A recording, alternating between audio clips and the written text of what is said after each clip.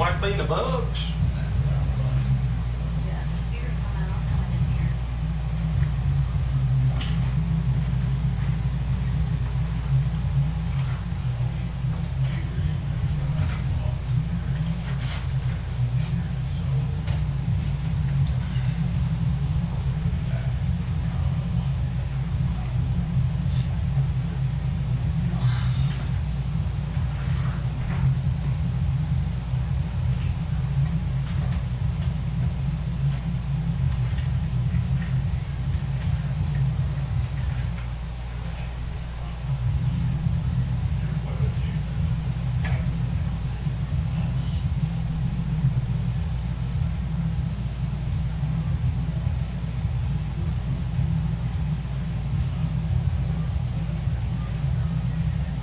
Where's our pants?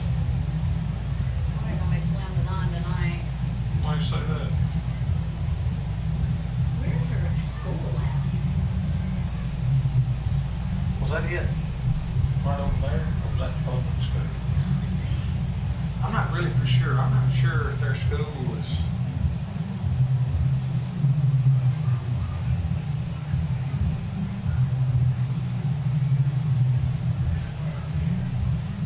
This must have been built right on the stadium, all these houses. Well, I think at one time this was like the main stadium in public school. I think the high school got that. That may be public elementary. But I think the academy took this over, I think.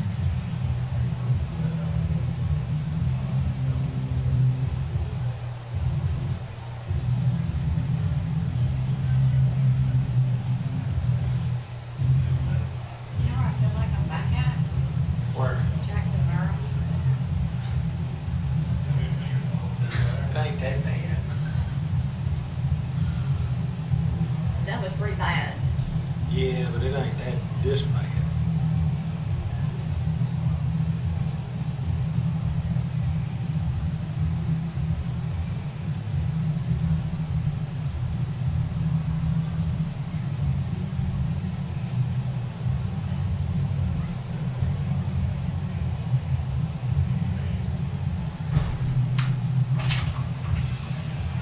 Ain't that bad. Oh man, you are a buddy. Oh, well, no problem. I get about a truckload. Man, Huh? I've had to wear those glasses all week long. Ooh, I bet that ain't been no fun. No, I'm not used to wearing them except when I. Well, they don't, when you look off center, it induces a prismatic effect with as much prescription as you have. And therefore, that's why you love your contacts a whole lot more than you do your glasses. So, would you say I'm blind? If it wasn't no such thing as correction, I'd say you would have definitely been a cook back in the caveman days. You wouldn't have been a hunter. You might have been a gatherer. Well, if I didn't have them in, I could see the field, and I could see all the figurines. Yeah, but you couldn't see a number. You couldn't Oh. see that. You'd say, "What's Your the focal scoreboard point's say?" about right there. Yeah. You'd say, "What's the scoreboard?" And I go, "What's the scoreboard?" Oh man. Well, do we have anybody back this week? I don't know. See, we was out of town too Tuesday Yeah. night. I guess Johnny did it. I guess I wound up having a church member that just needed to visit. And, Well, you got to take care of that. yeah, it's just one of those that I just couldn't put them off. No. Well, this goes on. This is not our day job, so it is what it is sometimes. Yes, sir. I met 3 nice black folks that were custodians at the academy. Yeah. Because I didn't know where the field was. I drove around the academy. I was like, I see a baseball field. I see a Where is baseball. the academy at? When you come into town, where that McDonald's is, Yeah. it's behind. So it's on the other side of the road. Yeah. Well, it's like about 4 miles from here. Oh, really? So I'm guessing somebody donated this, or this was I a. think This this used must to be be the the public city. school, That's right? that must be the public elementary school. I think this was the public school football field at one time, but I think they built them a new high school. Yeah, they read. That's what it is. That's exactly what it is. Keep looking for my phone. 24. We got about 5 minutes, brother. Hey, I've just got a couple of You're welcome to stay here if you want to. People start lighting me up. You can be impressed.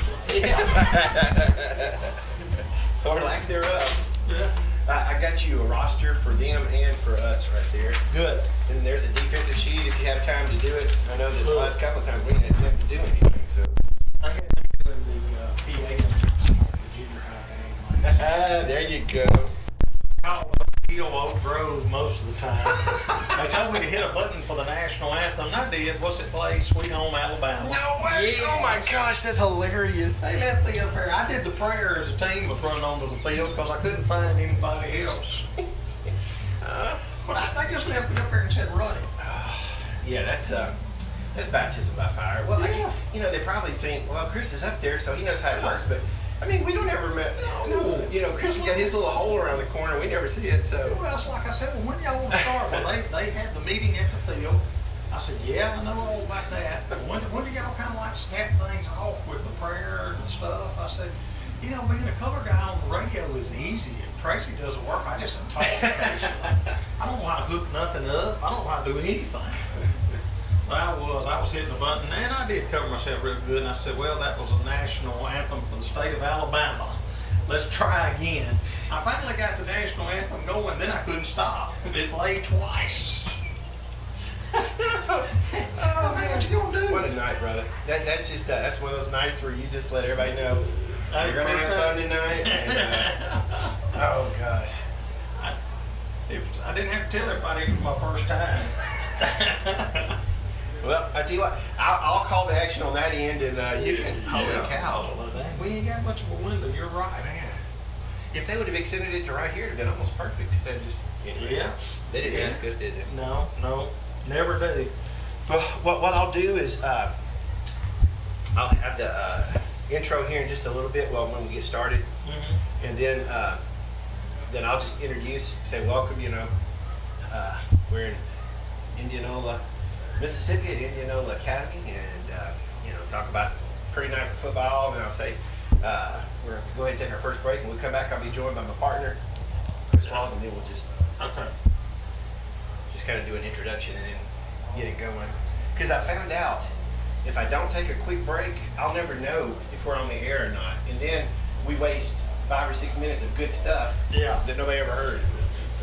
So I started doing it that way. It's too good not to be shared. Oh man, we're too smart.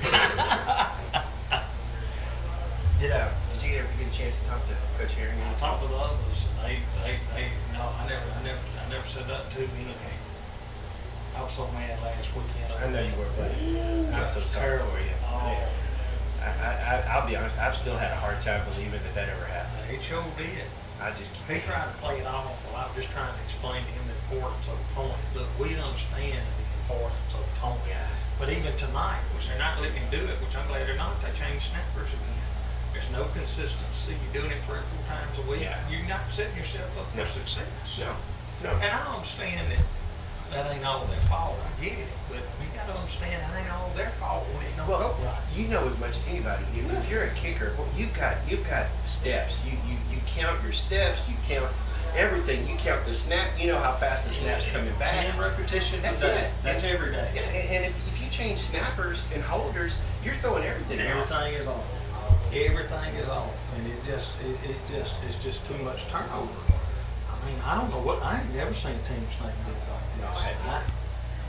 I don't know. I mean, people say, well, we're not in the weight room enough. I say, I don't know. I mean, I don't want to. I'm not gonna throw back on the bus because I don't think Lou Holtz could coach this team with the Lingers much better. Yeah. I don't know if they lift or not. I know when I see these guys without their jerseys on, they look like pretty good athletes to me. Yeah. Hey, you better give me some hash.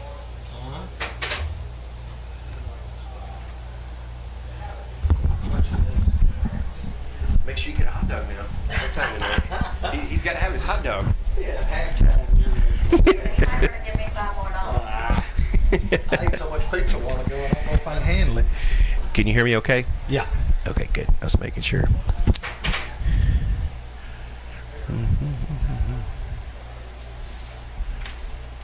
I don't know why, but we always have a hum.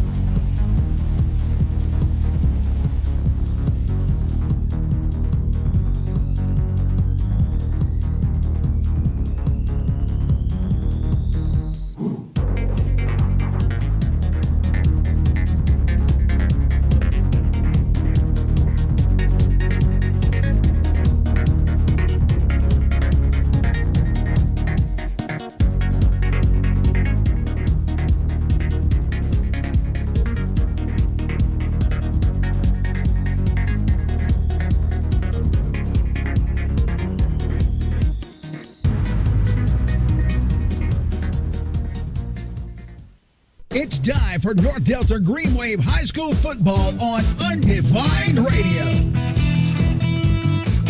North Delta Green Wave High School football is brought to you on Undefined Radio by TVI Fiber, hometown service, world-class speed. By First Security Bank, we are one. Medicap Pharmacy, locally owned and operated by Batesville's own Todd Johnson. Bourne and Hawkins Insurance, nationwide is on your side. Jenkins Refrigeration and Air Conditioning, your trained dealer. Stanley's Auto Sales, treating folks right since 1969. Wells Funeral Home and Cremation Service, your locally owned family funeral home.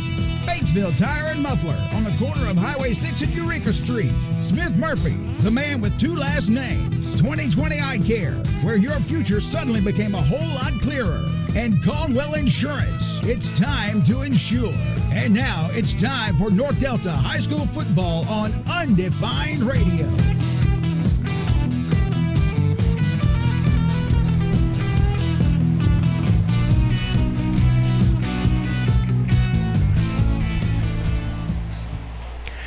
Good evening, North Delta Green Wave fans, and welcome to North Delta football right here on Undefined Radio. Tracy Reed along with Dr. Chris Walls will be joining me here in just a little bit, but we are in Indianola, Mississippi tonight. Indianola Academy Colonels will be the opponents for the Green Wave tonight. This is not a district game, but it is a game that's played on a regular basis. Just give you a quick update. This record, they've been playing for a while, but just to give you the most current streak, Indianola has won the last three meetings between these two teams. Last year they came to Batesville and played us at North Delta, with the final score being 27-20 in favor of the Colonels from Indianola Academy. So North Delta looking to get a little revenge this year from a loss last year, not to mention the fact that right now North Delta is on a 3-game losing streak and really needs to get some things turned around. So we're going to go ahead and take our first break in the night, and then when we come back on the other side of the break, we're going to be talking about last week and getting ready for this week. And I'm going to be joined by my partner, Dr. Chris Walls, and we will have more information for you right here on Undefined Radio. Back in 2 minutes. First Security Bank is proud to support all area football teams. While you may not win every game, your friends at First Security Bank hope and pray that you stay safe, play hard, and be true to your team. It takes each one of you to play your role in the game, and it takes each one of us to be your bank. Each position on the team has its challenges, but we choose to persevere and win regardless of the numbers on the scoreboard. Make this season your best season. First Security Bank, we are one. Member FDIC, Equal Housing Lender. Medicap Pharmacy is ready for some football and proud to support the North Delta Green Waves. Owned and managed by Batesville's own Todd Johnson, Medicap will always be there for our local interests. Let Medicap be your local pharmacy with friendly and convenient service, including our drive-through window, so you don't even have to get out of your car. Cheering on the Green Waves, Medicap Pharmacy in the parking lot near Piggly Wiggly on the corner of Highway 6 and 51 in Batesville. Your hometown pharmacy. Wells Funeral Home and Cremation Service, your locally owned family funeral home and cremation service in Batesville. We love supporting our North Delta Green Wave High School athletics, and we are ready for some football. We are proud of the program Coach Mac Alderson has built at North Delta and the hard work our athletes have put in. Wells Funeral Home and Cremation Service in Batesville, proud of our Green Waves. We are ready to serve you, and we are ready for some football. Visit our website at wellsfuneralhome.net or call us at 662-563-5700. Caldwell Insurance. Look for us under the clock sign on the square in Batesville. And look for us supporting the North Delta Green Waves in 2022. We have the easiest phone number to remember, 5634567. We have the easiest website. It's timetoinsure.com. Easy, easy, easy. And we're easy to find. Under the clock sign on the corner on the Batesville Downtown Square. Come see Chris Smith, Jackie Walton, Jennifer Miner, and Perrin Caldwell. We work hard to make insurance easy for you at Caldwell Insurance. Hefner Motors is a proud sponsor of North Delta football. For 65 years, we've been bringing the Mid-South the best sales and service in the automotive industry. Hefner Motors wants to wish the players, faculty, and fans a healthy year with safe travels throughout the entire season. Hefner Motors, Highway 6 West, Batesville, USA, a family company. Go Green Wave! Dr. Chris Walls and the 2020 Eye Care team in Grenada strive to provide the finest in optometry services with complete eye exams, contact lenses, glasses, glaucoma testing, and pre- and post-op care. New patients receive 15% off their first visit, not to be used with other vision insurance. 2020 Eye Care is right off Highway 8 on Old Hickory Road in Grenada. Great eye care begins with regular eye exams, so call today for your comprehensive vision test. 2020 Eye Care in Grenada. Your future suddenly became a whole lot clearer. And welcome back, everybody.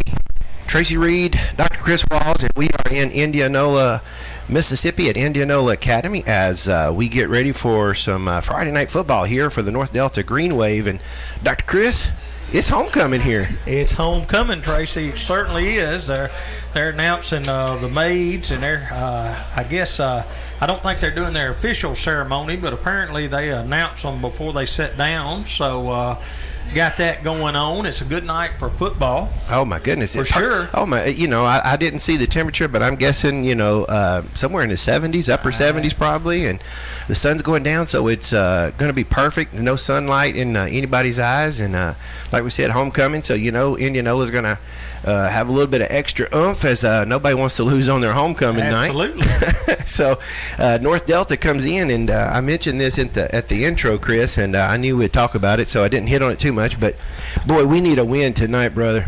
We absolutely need a win, Tracy. I mean, it's been a frustrating season to say the least. Oh, I mean, it's been the kind of a next man up mentality we've had to have all year, and certainly tonight's not any different. So hopefully we can get it together, get something going, and hopefully get one in the win column. And this is a place that we've not had a lot of success at Indianola. I mean, I think anybody that's a North Delta fan knows this has been kind of a storied program in our division. Now they're record-wise struggled a little bit this year, maybe not kind of the Indianola that they've been in times past, but I looked at their athletes. They're still a very dangerous opponent and a very tough place to play. Speaking of that, we come into this game, North Delta does, with a record of 2-5 after the heartbreaker at Oak Hill last week, and Indianola comes in at 3-4 after a victory they had at Kirk Academy last week. Right. So both of these teams, not the seasons that they're wanting, and want to finish strong. We have a chance of finishing at 500 if we can get the win tonight. Then next week, Winona, then Lee, we can finish with a 500 record, and that'd be such a big step forward. Well, I've never really understood these algorithms for playoffs, and even though this is not a district opponent, the way I understand it, in cases of ties and everything else, this still could be very important as far as things go. So certainly it's a game we'd like to rebound on and see if we can pull off kind of the upset over here. Last week we were in West Point as we took on Oak Hill Academy. And the game was very close. It was a back-and-forth game. We mentioned it all night about how we felt those two teams were going to be evenly matched from the very beginning. And then, we get out there and we're playing well. I don't know that I've ever seen so many, you don't want to call them trick plays, but kind of fluke plays that goes against one team. I mean, another one happened to us that week. Yeah, the kicker was a play at the end of the half where my. The ball just batted up in the air. Just happens to come down to their running back on the run. It basically runs it in the end zone, which I still say nobody. I wanted people to get back with me. I thought Matt Johnson was just waylaid in the back. Back in the back, yeah. Wasn't called. It was just so many things that happened that night, and it was a game of what ifs. I'm not so sure that we really didn't outplay them. We made a few more mistakes, I think, in some of our fumbles and different things, and it just kind of come back to get us there. But overall, I thought they played fairly well. The most damaging thing that happened, of course, was the injury to Gage Bryant last weekend. Right at the second quarter. And that, of course, that's something we've dealt with all year, but. That was such a key to the season and to that game. Really, it was, and like I said, here we go again, more or less, kind of shifting and doing the best we can. But that's all you can do. Well, and we mentioned it before we came on the air, you and I were talking, and neither one of us have really got the most up to date on injuries. We know that there was a possibility that we could have 3 or 4 of our guys come back this week. Of course, Gage is going to be out for the rest of the season with the collarbone, and I heard that Levi G is going to be out for the rest of the season. He just wasn't progressing with his spleen from his mono and everything else, and they didn't want to take that chance. And we know Styles Roland is out for the rest of the year, so we know those 3 guys. Kind of an ironic thing, Gage and Styles, the way I understand it, both had surgery the same day this week. They did. So, that's what I heard. And the successful surgeries, by the way. Yes, so they're going to be okay. They're just not going to be okay right now. That's right. And then I can get to finish out, and I know that's a heartbreaker to them.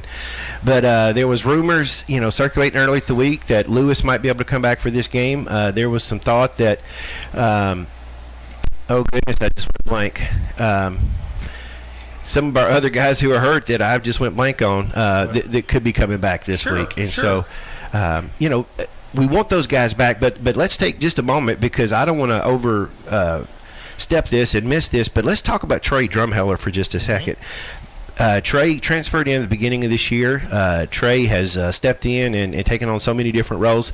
This past week at West Point, when we were at Oak Hill, he played quarterback. Let me give you his numbers for the game.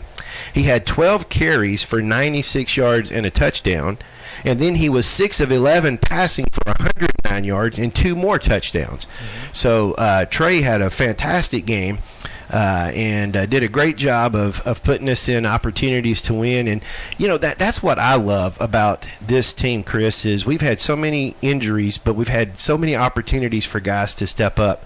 And that's been really good to see. We have, Tracy, and that's such a key tonight, is that we've had so many running backs go down to try to get a little bit of speed in the backfield, trying to so much of our offense depends on misdirection, who's got the ball, who doesn't have the ball, that kind of thing. And as you start losing guys, it's hard to run that style offense. So somebody has to kind of step up and be able to do that. And certainly in order for us to be successful tonight, we can name 3 or 4 names of players that's got to have good. Oh, absolutely. J.T. Brooks was the other young man I was thinking of that I'd heard would possibly be back for tonight. J.T. is one of those offensive linemen. Speaking of, we know at the end of the game last week, there was an unspecified injury to Hunter Carpenter. Gave us a big scare at the end of the game last week. Had some issues that they had to take care of that night. And I haven't had an update on Hunter. I don't know if you. I've not had one either, but it was kind of one of those things that was kind of a scary thing, where he just kind of, was kind of in and out of consciousness to a certain degree. And, anytime anything like that happens is certainly unnerving, to say the least. Absolutely. But, and nowadays you got to be, and it should have been the case all along, but especially nowadays we know so much more. Science has progressed so much. The days of running out there and getting some smelling sauce and waking a guy up and seeing him in there, I can't believe we ever did it. We did. My goodness. Certainly you can't do that now, and nor should you. And in all fairness, it was a lot of things that's been done through ignorance through the years. And fortunately, as things progress and things, we kind of start figuring out, maybe that wasn't a good idea, kind of deal, It maybe wouldn't get just to rub dirt on it. Yeah, it just wasn't that kind of thing. And it's hard to imagine, because these kids put on pads and they walk out here, and sometimes they look the part of grown guys because they got on pads, they got this, they got that. But they're still young men and women that have a whole lifetime ahead of them. And this is not a game that where you're immune from injury. All of us take that risk that play this game. But, you can mess up a knee, an ankle, or much less a shoulder. Brain. Yeah, absolutely. And I hear a lot of old football players, and probably people out here listening can probably equate to that. I hear a lot of old guys that used to play football. They can tell you when the rainstorm's coming because their knee starts hurting. Absolutely. You understand what I'm saying? Absolutely. This was was guys that I don't even remember when they played, but they still say, "Hey, my knee hurts" or whatever. Trick knee. There you go. Yeah. So I don't know how much truth that is, but I've heard it enough. It's sort of like the walking uphill both ways to school story. Absolutely, carrying a lunch pail. It's got to be some truth to it, Tracy. We got to give them some credit there. So, my goodness. And look, these were guys that, like I said, back in that time, if you didn't get back out there, they just kind of, that was just unheard of. If your leg got tore off, you were supposed to go back in and play, and man, sign of toughness, right? Yeah, absolutely. But we need to let that, maybe on the military field that may have to happen, but man, we don't have to scar nobody up for life out here playing a football. That's game. exactly right. And those traumatic injuries, especially those cranial injuries, and I'm with you. I'm so glad that we have taken steps to be a lot more careful of those. And as we've progressed as a medical community and as we've progressed as sports fans, we understand that there's some ways they can still play and do it safely. That's true. And and at the end of the day, 2 or 3 weeks from now, some of the kids themselves will remember, some of the parents remember, but I couldn't tell you. I know we didn't beat Indianola last year, but I can't tell you the score of that game this year. The only reason I knew is because I saw it in the paper. And that's the way, really, that's the way life kind of plays out a lot of time, and for that reason, do we want our kids back? Absolutely, we want them back, but we want them back safely. We don't want them back at the expense of this particular ball game in Indianola, Mississippi. Yes, sir, absolutely, and I totally agree. And the great thing is, we know we got a head coach named Mac Aldison that totally agrees with that same kind. Yeah. And that's one of the things that sometimes we don't say enough. I don't feel we say enough. It's how much Coach Mac and his staff love these guys. They spend time together. They've known each other since. Well, he said a number of times these seniors started with him when they first came of age in Pee Wee. So we know they're very special to him and have a bond with him. So this is not a district game, folks. We've mentioned that a couple of times, but still, this is a huge game for North Delta. Really need to get out of this losing streak. Right now, we stand at 2-5 and coming off 2 tough losses with the team from Marshall and then the team from Oak Hill. Of course, we ran into a buzzsaw whenever we played Bayou. But really just need to get some things together, and hopefully we'll see that tonight, get some of those injured players back, and that would be a very good, successful remedy for what ails the team, that's for sure. Absolutely. Folks, it's about 12 minutes till kickoff, so we're going to go ahead and take a second break, and then when we come back, we will talk a little bit more about this game tonight and get ready to go right after these words. It's time to put your game plan into action. Go to TVIfiber.com and register for high-speed internet service. The only interference you'll find is on the football field. TVI Fiber provides superior service, unlimited data, no residential contracts or equipment fees, and gig speed. Why sit on the sidelines when you can get in the game with high-speed internet? Service is now available in Panola, Tate, and Tunica counties, and parts of Lafayette and Tallahatchie counties. Go for the goal with TVI Fiber. Register now at TVIfiber.com. First Security Bank is proud to support all area football teams. While you may not win every game, your friends at First Security Bank hope and pray that you stay safe, play hard, and be true to your team. It takes each one of you to play your role in the game, and it takes each one of us to be your bank. Each position on the team has its challenges, but we choose to persevere and win regardless of the numbers on the scoreboard. Make this season your best season. First Security Bank, we are one. Member FDIC, Equal Housing Lender. Stanley's Auto Sales, proud supporters of the North Delta Green Wave. Stan, Keith, and Mark Goodman at Stanley's Auto Sales, Highway 6 East in Batesville, invite you to come on by. And they can have you in a nice, clean, low-mileage, pre-owned ride whenever you're ready. Those Goodwin boys know cars, and they've been taking care of their customers since 1969. Carfax and financing available. Take a look online at Stanley'sAutoSales.com. Stanley's Auto Sales, cheering on the Green Wave in 2022 and treating folks right since 1969. Hi, folks. Ricky Swindle from Batesville Tire Muffler on the corner of Highway 6 and Ricky Street. Hey, bud, are you always late? Because your tires are flat? Your old lady's on the phone with her mama telling her. Mama, he's crazy. So now mama's trying to talk her into all because you won't buy new tires. Come see me at Batesville Tire Muffler, and I'll fix you up with a brand new set of Cooper tires or any tires you want. I can even finance them for you, too. Then you can walk in on time and say, "Hello, darling." She'll say, "I'm sorry." Batesville Tire Muffler, helping married women since 1975. Bourne and Hawkins Insurance, your nationwide insurance agents in Batesville, Hernando, and South Haven. On your side and behind the green wave all the way. Talk to Ben Bourne in Hernando, Josh Hawkins in Batesville, and Benji Edge in South Haven. Ask them about your commercial insurance, ag business insurance, life, home, and auto insurance, and visit them online at bourneandhawkins.com. Bourne and Hawkins Insurance, your nationwide insurance agents in Batesville, Hernando, and South Haven. On your side and behind the green wave all the way. Jenkins Refrigeration and Air Conditioning in Batesville is ready to serve you and ready for North Delta football. We're throwing our support behind the green wave. Jenkins Refrigeration and Air Conditioning in Batesville, ready with Rheem and Train products to give you a healthier home, help with energy concerns and maintenance, or provide you with a whole new system. Come see us at JenkinsRefrigerationandAC.com. Jenkins Refrigeration and Air Conditioning in Batesville. We're cheering on the green wave to turn up the heat in 2022. Welcome back, everybody. Tracy Reed, Dr. Chris Walls, and we are here for North Delta football. Green Waves are in Indianola tonight to face the Indianola Academy, and it is homecoming tonight for Indianola as their I almost said bridesmaids, but as their maids and escorts have been on the field, and it looks like they are getting ready to have the captains meet at the middle of the field here about 8 minutes before kickoff. And I want to remind you folks that not only can you hear us, but you can also watch the game because North Delta Booster Club has the YouTube channel up and going tonight. So you can go over there on the YouTube channel and watch the game and hear us. We've been able to connect that together, although it's taken us almost all season to do it effectively, Chris. Last count I had it was working well tonight. That's last count I had. That's the last word we had, and so I said at least we're off to a good start. That's exactly right. It seems like every game so far we've had some technical difficulties at the beginning, but so far so good, and we are blessed by it. Also, if you're traveling and not able to get on YouTube, but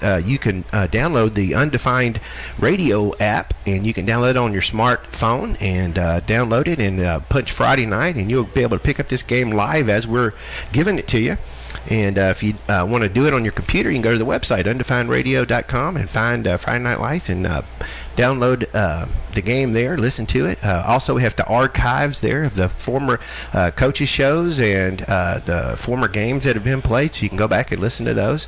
So make sure and make Undefined Radio part of your everyday experience. Also, the folks who do these commercials for us and make this broadcast possible, please make sure and visit those folks and shop in their stores and let them know that you appreciate them supporting North Delta football and Undefined Radio, and just tell them, hey, I heard your commercial on Undefined Radio, and let them know that their money's being well spent, and spend your money in their stores, and let's help those sweet folks out that love our school. And we always mention Smith Murphy because Smith is always such a good friend in North Delta, and he sponsors our stats, and we try to get those stats in as best we can. Seems like this year we hadn't been able to do it as well, but anyway, we appreciate Smith Murphy, the man with two last names, and his continued support for North Delta football. So the captains are out on the field, and the coin toss has been done. So, Chris, what do they got going on right there? Let's see, Tracy. Really ain't announced yet. Looks like North Delta won the toss, had declined to the second half, and Indianola will receive. That's what it looks like, and just so you folks can know, see North Delta's in their traveling uniforms, the white jerseys with the silver pants and the silver helmets, and Indianola in their dark blue jerseys, dark blue helmets, and gray pants, almost like the New York Giants. They look do there. Look a whole lot like the New York Giants, actually. We got a Raiders look going to us there almost tonight. So used to be Jack Crystal would always say, hey, they're moving left to right as you look at the radio dial. And as a young man, I never did understand that. But now that I done got older, it makes sense. It makes sense. Exactly right. But Indianola will be going from mine and Tracy's left, which is going to be the north end zone. Yes, sir. I'm assuming that to the south. So if you are on the radio dial, it'll be left to right. So there you go. Yeah. So that'll work great. So both teams getting ready to run through their spirit banners and get ready for a big game tonight. We mentioned to you earlier, this is not a district game, but I don't know that we've had a bigger game that we needed to win than tonight. Well, so I agree. And, here comes North Delta onto the field. And it's good to see the support. We got some good number of fans over in the stands over there. So I tell you, Chris, I'll be honest with you, and I don't think I'm the only one. I did not realize the football field was not on the school campus. So I drove around the school campus a couple of times, found a nice custodian that finally told me where the field was, and he said, you're not the only one that's had to ask. So the home team coming on the field now, Indianola, with their school flags and along the American flags, and good-looking group of young men and their cheerleaders and pep squads out there. And tonight's a big night of them homecoming. Oh, you bet. I mean, my that goodness. always brings out a pretty good crowd. And I tell you what, Chris, I'm going to go ahead and take another 2-minute commercial because we're about to have the invocation, and it looks like we're about to have the national anthem. So we're going to take a break, and then when we come back, I think we'll be ready for some kickoff. Hey, I'm ready. Hang on with us, folks, right here on Undefined Radio. Time to put your game plan into action. Go to TVIfiber.com and register for high-speed internet service. The only interference you'll find is on the football field. TVI Fiber provides superior service, unlimited data, no residential contracts or equipment fees, and gig speed. Why sit on the sidelines when you can get in the game with high-speed internet? Service is now available in Panola, Tate, and Tunica counties, and parts of Lafayette and Tallahatchie counties. Go for the gold with TVI Fiber. Register now at TVIfiber.com. First Security Bank is proud to support all area football teams. While you may not win every game, your friends at First Security Bank hope and pray that you stay safe, play hard, and be true to your team. It takes each one of you to play your role in the game, and it takes each one of us to be your bank. Each position on the team has its challenges, but we choose to persevere and win regardless of the numbers on the scoreboard. Make this season your best season. First Security Bank, we are one. Member FDIC, Equal Housing Lender. Stanley's Auto Sales, proud supporters of the North Delta Green Wave. Stan, Keith, and Mark Goodman at Stanley's Auto Sales, Highway 6 East in Batesville, invite you to come on by. And they can have you in a nice, clean, low-mileage, pre-owned ride whenever you're ready. Those Goodwin boys know cars, and they've been taking care of their customers since 1969. Carfax and financing available. Take a look online at Stanley'sAutoSales.com. Stanley's Auto Sales, cheering on the Green Wave in 2022 and treating folks right since 1969. Hi, folks. Ricky Swindle for Batesville Tire Muffler on the corner of Highway 6 and Ricky Street. Hey, bud, are you always late? Because your tires are flat? Your old lady's on the phone with her mama telling her. So now mama's trying to talk her into all because you won't buy new tires. Come see me at Batesville Tire Muffler and I'll fix you up with a brand new set of Cooper tires or any tires you want. I can even finance them for you, too. Then you can walk in on time and say, "Hello, darling." And she'll say, "I'm sorry." Batesville Tire Muffler, helping married women since 1975. Born in Hawkins Insurance, your nationwide insurance agents in Batesville, Hernando, and South Haven. On your side and behind the Green Wave all the way. Talk to Ben Bourne in Hernando, Josh Hawkins in Batesville, and Benji Edge in South Haven. Ask them about your commercial insurance, ag business insurance, life, home, and auto insurance, and visit them online at bourneandhawkins.com. Bourne and Hawkins Insurance, your nationwide insurance agents in Batesville, Hernando, and South Haven. On your side and behind the Green Wave all the way. Jenkins Refrigeration and Air Conditioning in Batesville is ready to serve you and ready for North Delta football. We're throwing our support behind the Green Wave. Jenkins Refrigeration and Air Conditioning in Batesville, ready with Rheem and Train products to give you a healthier home, help with energy concerns and maintenance, or provide you with a whole new system. Come see us at JenkinsRefrigerationandAC.com. Jenkins Refrigeration and Air Conditioning in Batesville. We're cheering on the Green Wave to turn up the heat in 2022. And welcome back, everybody, as the national anthem has just been played, and they had the invocation played just a little while, done just a little while ago, and we're ready for some football, Chris. Absolutely, Tracy, and I always like it when we win the coin toss and get to go on defense first. I'm kind of traditionalist in that. I know a lot of teams, if they got great offensive squads, kind of want the ball first, but it's sort of like old days of being a Little League baseball coach. Of course, you're going to be the home team, Absolutely. Right? Absolutely. So we're getting ready to kick it off here. It looks like number 18, Caleb Walls, has the ball teed up on the 40-yard line. You know him, don't you? Yeah, I believe so. I believe we're going to do a swift kick, by the way. That ball's been teed up right there. So I don't believe we're going to kick this very deep. We'll see. Indianola has their guys ready to go. They've got a couple of guys deep. I'm having to lean over across the window here to look. We're kind of at an angle.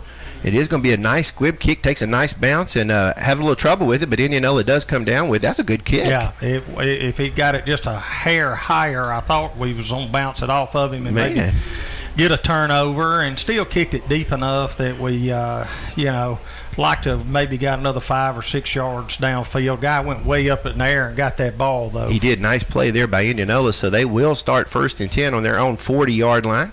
North Delta with that 4-4-3 defense. They've tried a couple of different defenses, but with injuries, we've kind of had to change it up. But quarterback for Indianola is under center, number 1. He's going to hand off to his tailback, trying to get over to the left side, and he's going to be stopped for a low gain, small gain, I should say. Lawson Zapponi was the quarterback, and I believe he handed that ball off to number 22 there. That's going to be Connor Roncalli, who's a senior. He's going to pick up 2 yards, so brings up 2nd down and about 8 now. Ball spotted right on the 42 of Indianola. Appreciate you spending your Friday night with us here. And I thought that tackle was made by 54, but it was, and I don't have a 54 on my roster, so it's one of them crazy things to start off with. Well, we had some numbers get changed, and I'm trying to remember who that was. We'll try to figure that out. But the quarterback's going to take it, and he's going to try to throw it, and the ball's going to be knocked down by number 54 again. Playing defensive end out there. That second play young man has made. I want to say that is oh, I just went blank. Rowan Gordon. That's where he started at 54, right. And I believe he's back to 54. I think you're right. Because he switched numbers for a little bit, but I believe he's back at 54, so I'm pretty sure that's Rowan. And he just came in and knocked the ball down there on a pass. I think you're correct, but he's had a pass deflection and a tackle. Yes, sir. So it brings up 3rd and 8 now for Indianola. Quarterback shotgun formation, and he's looking to pass. He's going to throw downfield. He connects with his man, number 7, for a 1st down and more. He gets down inside the 40 of North Delta, breaking tackles. He's finally wrangled down there by number 23. I believe that's Levi Martin on the tackle. And he picks up about 15 yards, 16 yards on that play as gets across the midfield into North Delta. The quarterback just dropped back, found the open man there in the right flats and connected with him. Number 7's a speedy little receiver. That's Christopher Cho. He's a junior. So quarterback's under center this time. He's got 2 receivers on either side, 1 in motion. He's going to hand off to the tailback again, but boy, nice job there. I believe that was Lawson Wolf. He tackles him for a loss there. Just shot the gap, didn't he, Chris? He did. A good play by Lawson, and really good play overall as far as stopping the run game is concerned. We're really getting penetration and doing well with that. Other than the big pass they just hit, we've done a pretty good job of containment here.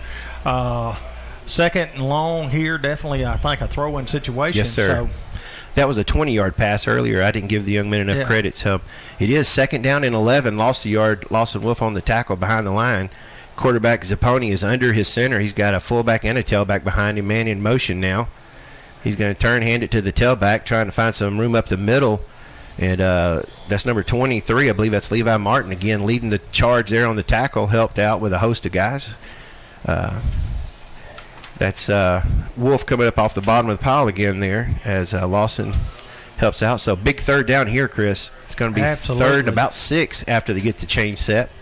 They're on the 32-yard line of the Green Wave. Boy, big stop here would be real important. Tight formation, quarterback under center. He's going to pitch it to his tailback, kind of a wing back, trying to come around the right side. Boy, look who is there. Surprise, surprise, Britt Robertson with the tackle for a loss, actually. They're going to say he got back to the line of scrimmage. So give him forward progress there. So it's bring up a 4th and about 5 now as they actually gave him a yard. I thought he got tackled behind the line of scrimmage, but Britt Robertson coming up. We mention his name whenever we need to, don't we? He comes in. Absolutely. Well, you'd be looking at about a 47-yard field goal from here. So definitely 4-down territory for most teams. Yes, sir. Put it that way. Yes, sir. And they are going for it. 4th and 5 now, right on the 30-yard line of the Green Wave. Quarterback in shotgun formation, receivers to either side. Tailback stands in the backfield. Quarterback's dropping back, trying to find number 7 again. And, boy, this time nicely defended there. Let's see, that's is that Ethan Pinkston or Jeffcoat 1? Let's see. Yeah, it's Ethan Jeffcoat. Nice job breaking up the pass. So Ethan breaks that up nicely, and the ball will go over to the Green Wave there, Chris. And 8:45 to go in the first quarter. Big stand there after giving up the 20-yard pass. So North Delta will start 1st and 10 on their own 30. Not where you'd want to start, but we've started in a lot worse places this year. We'll take it, Tracy. Drumheller in at quarterback, and it looks like Brady Harris, his tailback behind him. Let's see, Britt Robertson at one of the wing backs, and he's going to hand it off to Brady. Brady trying to get around the right side, actually cut it up the middle. He's going to be right at first down territory. That will be 10 yards on the carry, 1st and 10 for North Delta after the big run by Brady Harris. Very good start there. I mean, right at the marker. I don't know if they're going to call him just a little short. So, and I wish they'd stay right here. They're right in front of us, but they're about to go down the end of the field that we have to break our necks to look at, but we'll do what we need to do. Drumheller under center this time. Tight formation. He's got Brady behind him, and he's going to hand off to him as Brady picks his whole first down, and he's up to midfield. He's breaking loose, and he's gone, Chris. I don't see anybody stopping him. He's down to the 30. He's at the 10. He's in the end zone. Touchdown, North Delta Greenway. Brady Harris on a 60-yard run. Huge run. Right up the middle. And Sims Durrell laid a good block out there from the wide receiver position. The only guy that I thought had a chance at catching him. So thank goodness for that. Like I said, that great start there. What a great man. Boy, did we need that, right? I'm telling you. Way to get things going as we getting ready to try the extra point attempt. Looks like Rowan is in to kick it. I'm guessing Caden. Yeah, Caden's going to be the holder. There's the snap, and the hold's down. It was a bad snap. Caden had a hard time with it. He's just trying to throw it, and he throws it in the middle, and it's going to be incomplete. Boy, just had a hard time holding it that time. Just didn't get it down, really, and we saw that happen 2 weeks ago. And the thing is, once that kicker leaves, if that ball's not in place, they got problems. There's no way. You can't stop. That's right. Everybody thinks that you can just stutter step, stop, let him put it on the tee. That's not an option. That's right. And most people will tell you at clinics and all, at that point in time, you're better off for the snapper to try to do something with the ball because the guy ain't going to kick it. There's no way. Yeah, there's no way. All the momentum is stopped. And, if you've ever tried to kick a 15 or 20-yard kick, you can't just stop and start and try to kick it. So it looks like you can. It doesn't look that far, and it looks like the guys on television make it easy, but it's not quite. It ain't quite the same thing. You got there to try it, and you'll see what we're talking about. So 7:55 to go in the first quarter. North Delta with the 60-yard touchdown makes it 6-0.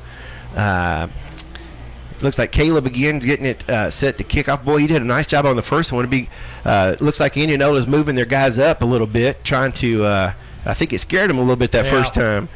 So, boy, it'd be nice to get a nice hop right here and get another turnover. Caleb gets it. Nice bounce. It's going to go to the middle guy. He's going to try to run it back, and nice job covering the kick. He does get the ball back to almost midfield. It's going to be just short of midfield, and I tell you, I was kind of surprised he didn't just go down with it, but he ran with it and made some yards. So a lot of times, that's kind of a big guy. They done kind of kicked that twice, and most time when you're doing a play like that, there's people you're not trying to kick the ball to, and I didn't even ask him or anybody on the way down here, hey, who do we not want to get the ball? Well, that night we played St. Joe, the guy named Stank. We did not need to kick the ball to. You don't want to make that mistake. Well, okay, Indianola's going to start 1st and 10 right on the 50-yard line, and they didn't have everybody in the game, or something was right. Coach is mad. They took a timeout. So 7:50 to go, 6-0 North Delta. Let's take a timeout with them, and we'll be back right after these words.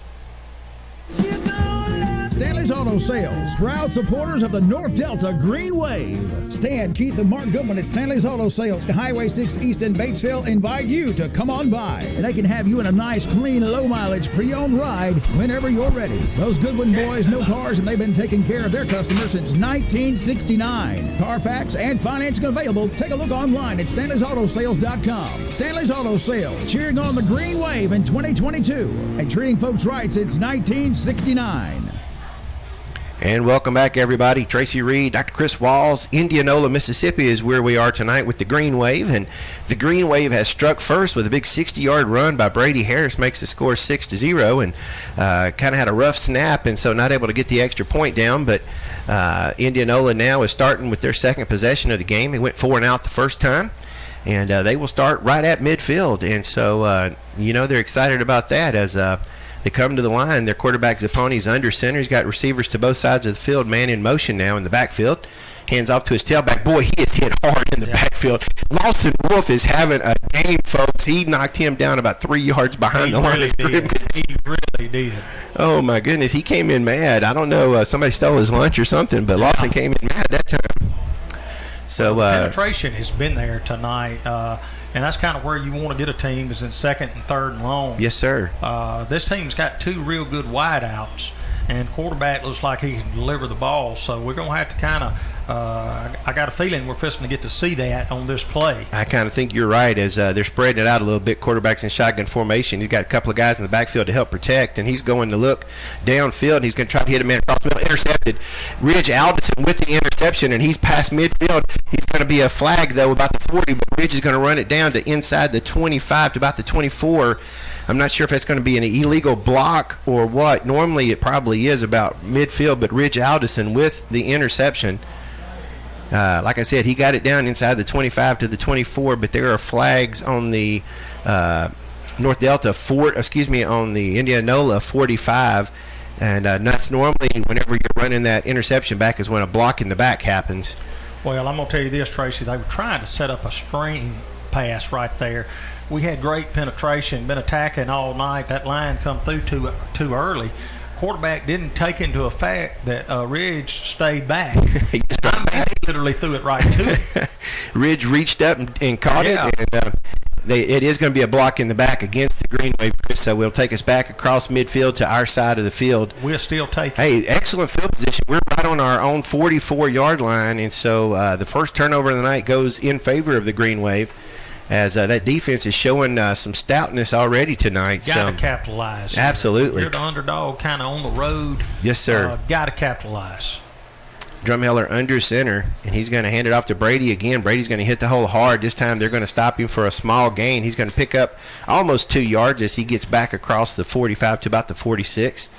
So second down and a long 8 or a short 9, if you want to say it, whichever way you want to say it. But they were ready for Brady that time. Not going to let him get it through this time. No. Now we probably look for us maybe to run something to the outside here. Looks like Caden Land and Sims Durrell split out to the top of the field. Drumheller under center. Britt Robertson in a fullback position now. Brady behind him. They're going to do a little counter handoff to Brady, and he's going to get tripped up in the backfield. I think he stepped on his own guy. Yeah, he just never really got going good, Tracy. Kind of ran into the back of his own lineman. Going to bring up third and about 10 here from about the 44-yard line. Big play here. I'd love to keep this drive going. You know, we would love nothing more than 5-6 yards, clouded dust kind of deal, and just keep the clock rolling and keep the ball in our hands. So as they come to the line of scrimmage, ball just inside the 45 to right at the 44. Drumheller in shotgun formation. He's got 2 receivers to his right. He's going to hand it off to Brady going around the right side, trying to get around the right side. Boy, Indianola's not going to let him. They're going to gang tackle him for about a 1.5 yard loss. Just nowhere to go. No. They strung it all the way out, and didn't fool anybody there for certain. So it brings up a 4th down, and you would guess we are going to punt. Trey stays in the game as he's doing the punting this year. Done a good job punting the ball this year too. Well, that's what he's always done, was a punter, and got 2 years of experience even before he got here. He stands just at the 30, and boy, nice high punt. That ball is going to take the Indianola player back, and he's going to catch Batil. He took a chance catching it because he almost lost it, and then he's going to get hit hard inside the 30. He caught it on about the 25, bobbled it, almost lost it, picked it up, and then got tackled hard on the 30. I tell you, that was a nice tackle. And it was quite a lick. Matter of fact, I thought it was one of them licks. I thought it hurt his knee. I did too. I thought it kind of did hurt his knee, but he bounced right up and come out of there. He did kind of. I thought the same thing. You know, we had the same thing happen to Trey earlier this year, and So Indianola will start, Chris, just inside their 30 on about the 29. First and 10. This is their third possession of the game. Zapponi, their quarterback, is in shotgun formation, and the ball hits the man running behind the center in formation, and Zapponi just falls on it. That's going to be a loss. Just a bad snap. I mean, the ball was just way up in the air, and timing is everything. Yes, sir. In a football game, and that timing just wasn't. That play had nowhere to go but down. He had a man in motion, and that center hit that man in motion with the ball. I can't believe he didn't lose any more than what I he know did. it, absolutely. Zapponi did a good job just to kind of get on top of it, and it looks like they. A 1 yard loss. Yes, sir. Literally, that kid snapped that ball straight up in the air. Shotgun formation again for Zapponi. They do have a man in motion. This time he gets by. They're going to hand it off to 30, who gets around the right side, and he gets almost all the yardage back. That's going to be Hayes Fleming. And he's going to pick up about 9 yards, so it's going to be third and about 1 now. I'm going to tell you, Jeffcoat had a touchdown saving tackle. Yes, he did. Because that was all between him and the end zone was Ethan Jeffcoat. Fleming's a senior, and I tell you what, he hit that third speed coming through that line, and he was quick now. And well, I thought he had broke it. They did give him a first down. Yeah, they're going to say first down. So first and 10 now, ball out to the 38 of Indianola, and quarterback shotgun formation has a running back in the backfield. Low snap, but the quarterback's able to get it. Caden Lamboy makes a nice tackle right at the line of scrimmage. Caden playing that outside linebacker. They had a fullback or a wingback in motion trying to come from right to left, and Caden met him right at the line of scrimmage. Just a good job of staying home there, turning the play back into the pursuit. People don't realize them outside plays, if they don't work unless those guys are blocked. Yes, sir. And you better believe that teams that like to live on the edge got to have edge blockers. Yeah, Caden didn't get touched that time, and so it's going to be a second down. Bad snap, but they're able to pick it up and hand it off, and he's going to pick up something out of nothing. It should have been a tackle for a loss, but the wingback picks it up and moves it out about 3 more yards to right about the 44. So that's going to bring up a third down in about 6, it looks like. So 3rd and 6. As again, they had a problem with the snap, but able to get something out of nothing. So, well, that's the second time on this possession, and centers, when they're having a bad night, they generally have a bad night all night. Quarterback takes the snap, and they're going to hand it off to one of the up-backs, and he got back to the line of scrimmage, maybe picked up a yard. So 4th and about 5 from the 45. So what do you do, Chris? Do you go for it here? You punt the ball here. I'm a little surprised at that play call in there. A little conservative, wouldn't it? Yeah, it very much was. Tommy Nestor's the coach here, been the coach here a long time. I think he was in the public schools for a long time, too. This is not his first ball game to coach. And trust me, he has got a reputation and is a good football coach. North Delta, again, does not put anybody back deep.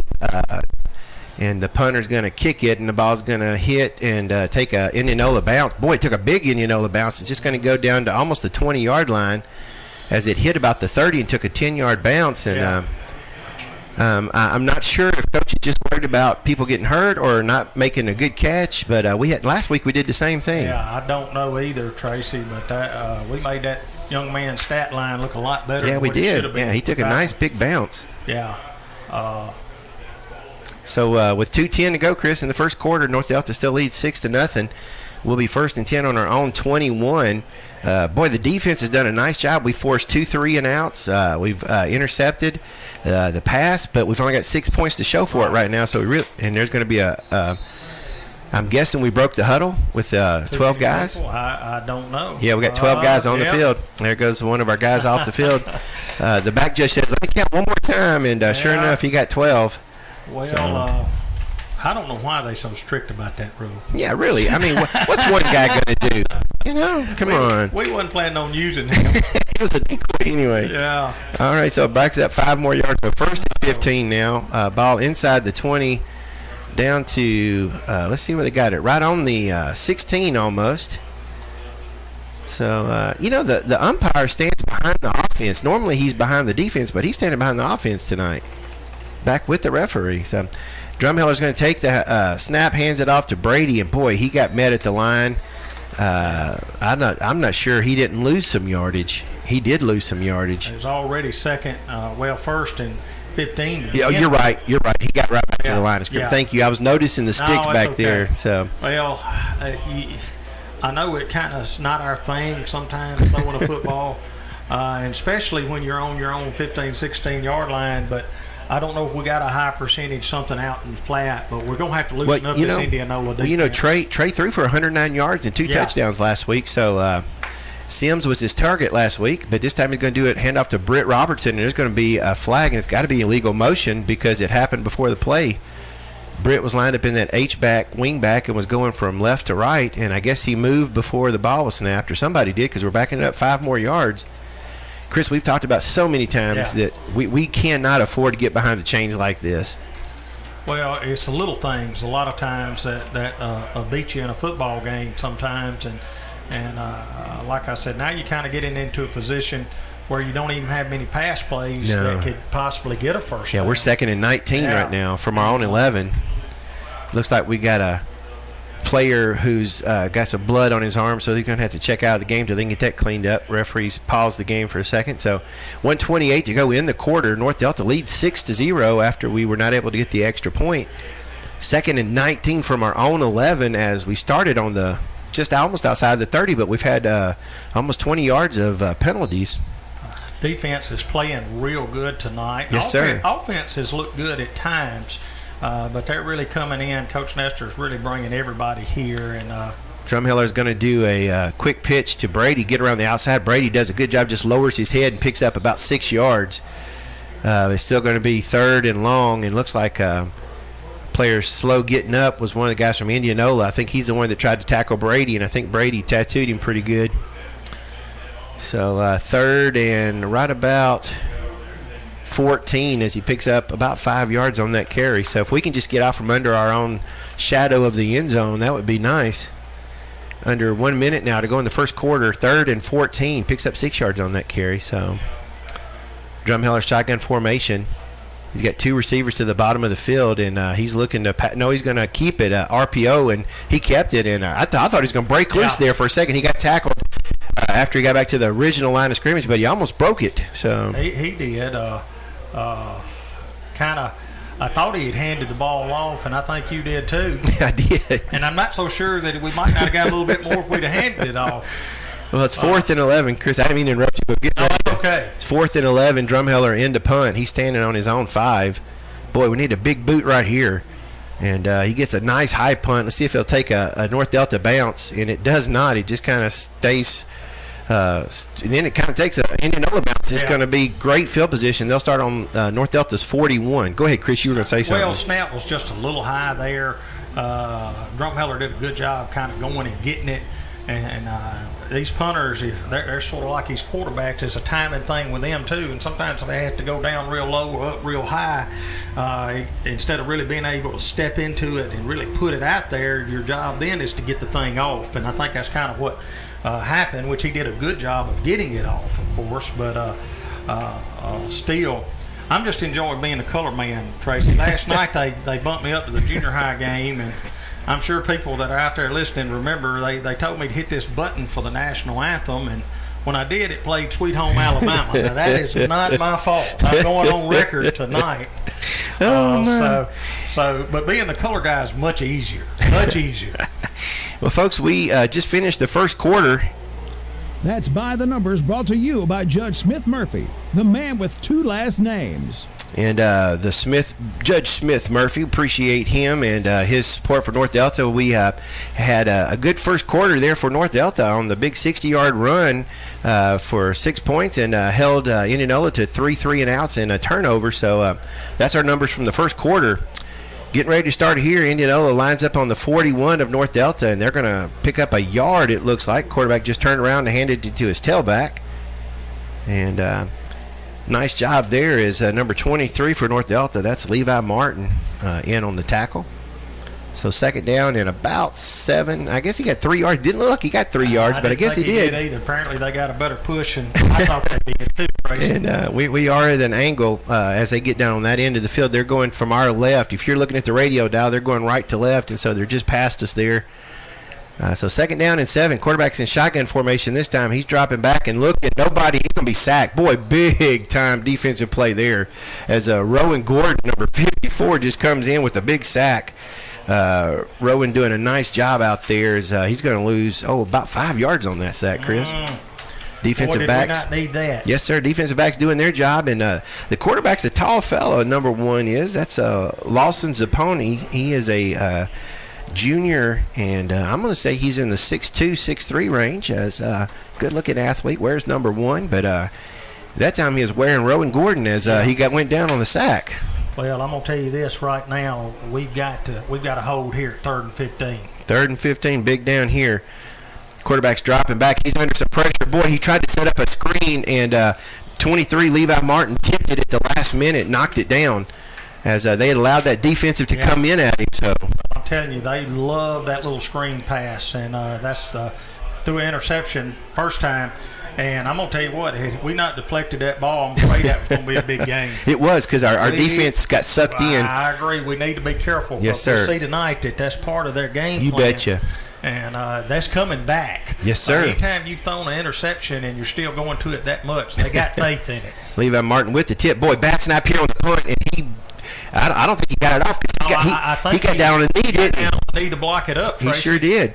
And the ball's going to be down right there where the punter went down on the knee. He tried to pick it up off the ground. Yeah. His knee touched the ground. It works in the NFL, but not in high school. Yes, sir. That knee touched the ground, and you don't have to be touched for it to be down. Boy, the best field for North Delta tonight. I can't get it out, boy.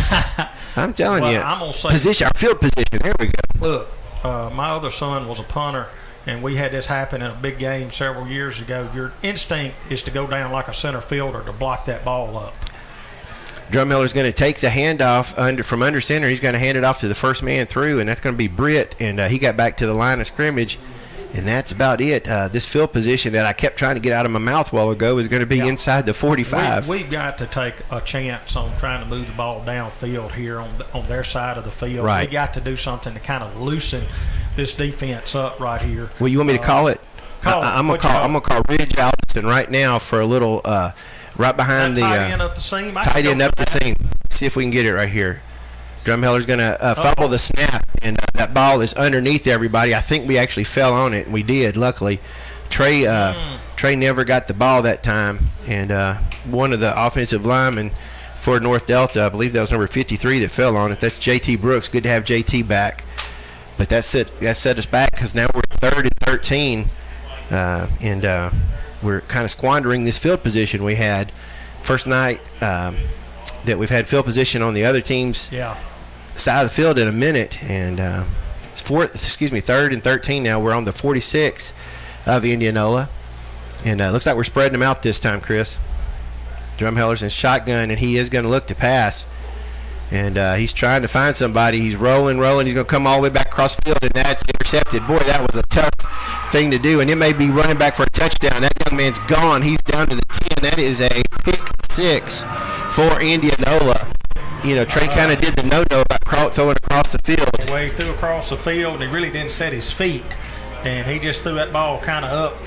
It looked like a left fielder kind of camped out under it. And, you know, it's easy to talk about what you should have done a lot of times. Sure. That pass was supposed to go left side of the field, and every once in a while it's best to just throw it out of bounds. Yes, sir. And that's hard to teach. Absolutely. That's a hard lesson to teach. And but he tried to make too much happen right there.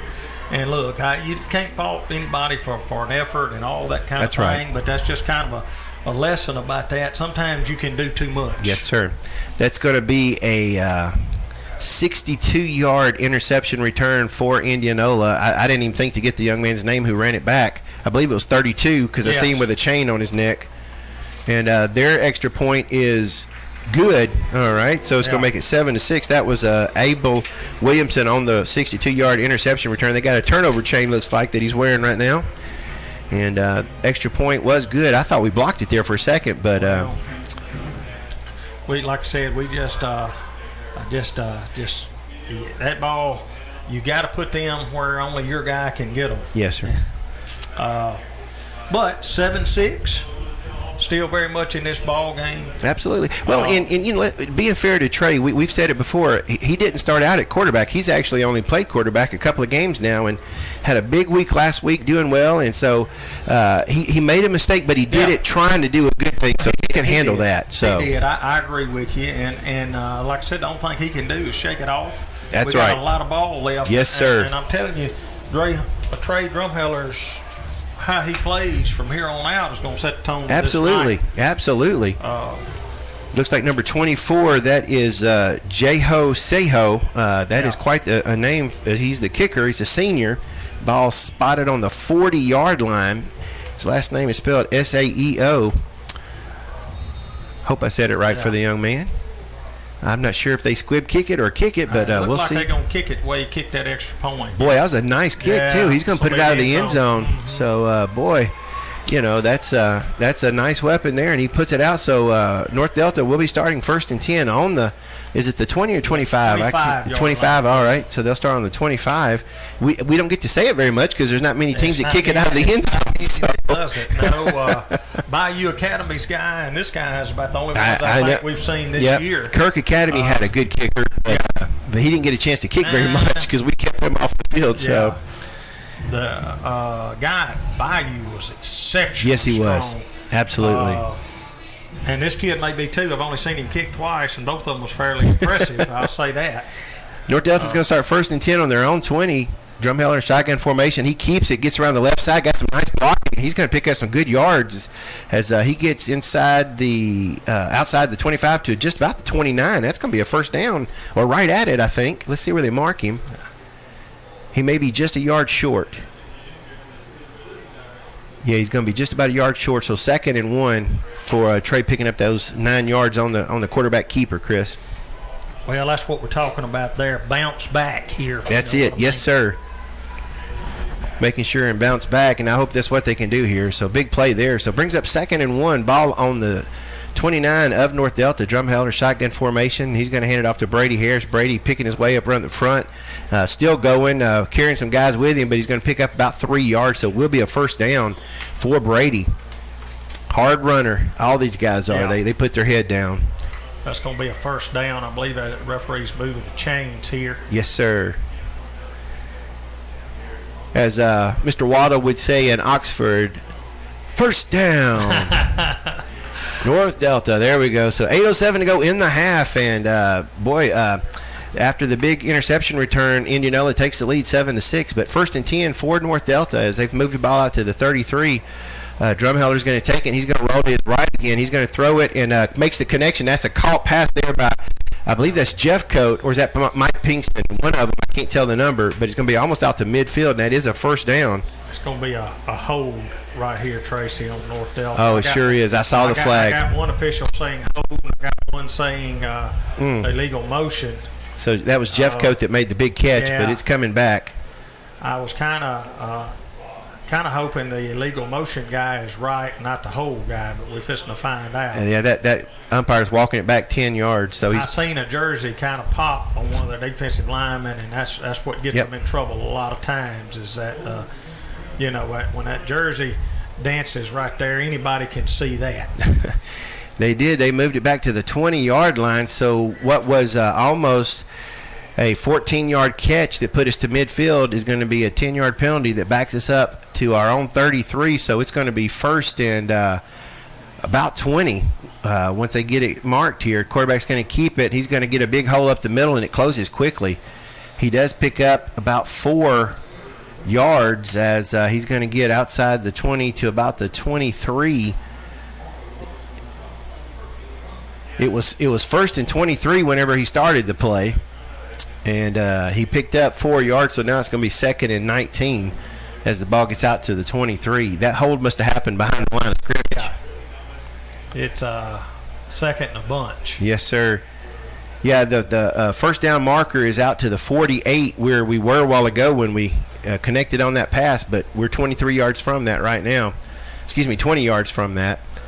2nd and 20 for North Delta. Drumheller takes the snap, and he keeps it, gets up the middle, and he breaks it outside, and he slipped or he would have got a bigger gain.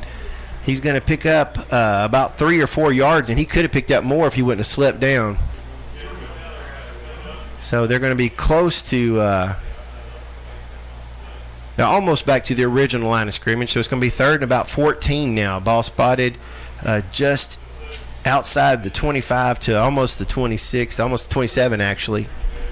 So big 3rd down here for North Delta. 6:24 to go in the half. North Delta trails 7-6. And Sims Durrell back at quarterback. He's got 3 receivers to the top of the field, and Drumheller moved down to the bottom. Mac's going to take a timeout and talk about it. So let's take one with him, folks. 6:12 to go in the half. Score 7-6. Indianola back right after these words. Bourne and Hawkins Insurance, your nationwide insurance agents in Batesville, Hernando, and South Haven. On your side and behind the green wave all the way. Talk to Ben Bourne in Hernando, Josh Hawkins in Batesville, and Benji Edge in South Haven. Ask them about your commercial insurance, ag business insurance, life, home, and auto insurance, and visit them online at bourneandhawkins.com. Bourne and Hawkins Insurance, your nationwide insurance agents in Batesville, Hernando, and South Haven. On your side and behind the green wave all the way.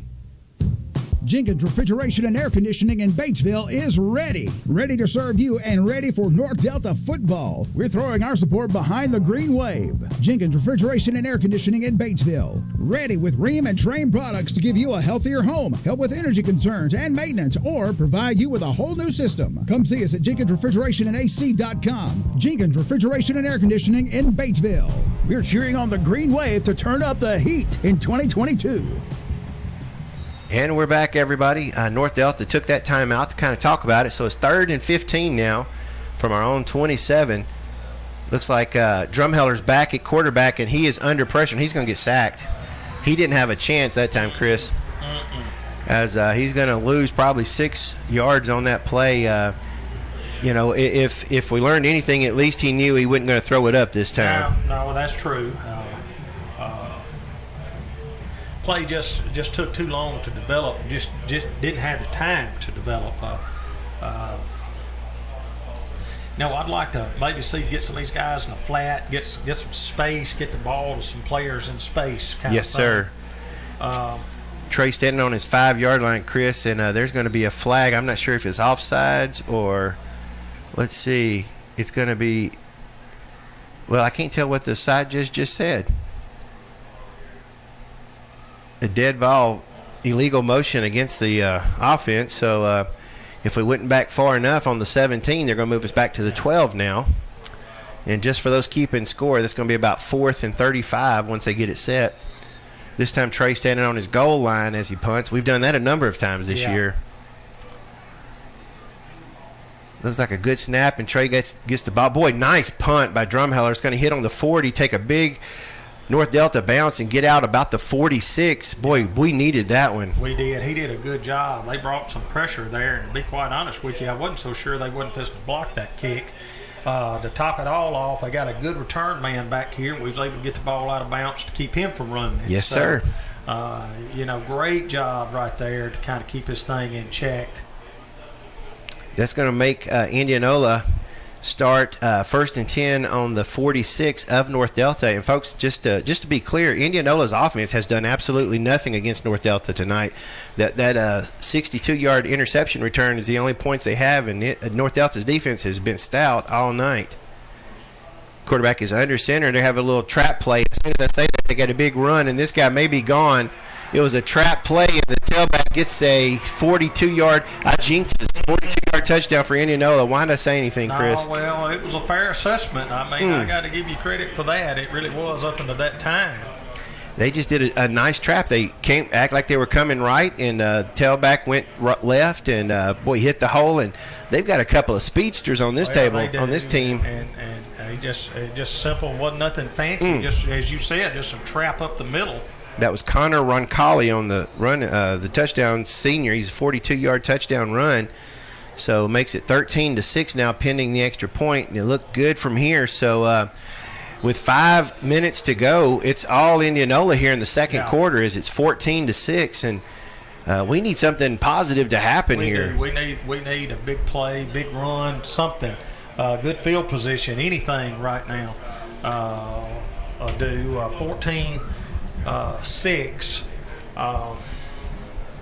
Still very much in the ball game, but we got offensively we've got to get things going. Yes, sir. For something has happened because, that first quarter, we controlled it.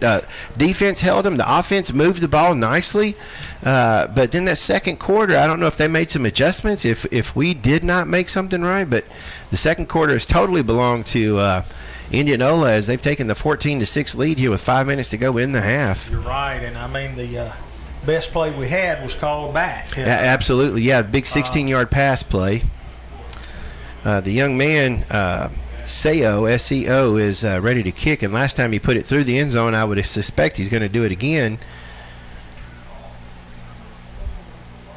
And he does as he nails it into the end zone. So North Delta will start 1st and 10 from the 20. And if we've said it before, I think it bears repeating. We need 3 yards in a cloud of dust right here. We do, and I'm going to back up and say, hey, this guy is a good – he's sure enough hitting in the end zone. You can't ask for no better than that. He's doing exactly what he's asked to do, and he's not a very big guy at all. I will say this, Indianola has a couple of big old guys on that defensive and offensive line, and looks like maybe they figured a way to slow our run down. But here we go, 1st and 10 from our own 20. Drumheller, shotgun formation.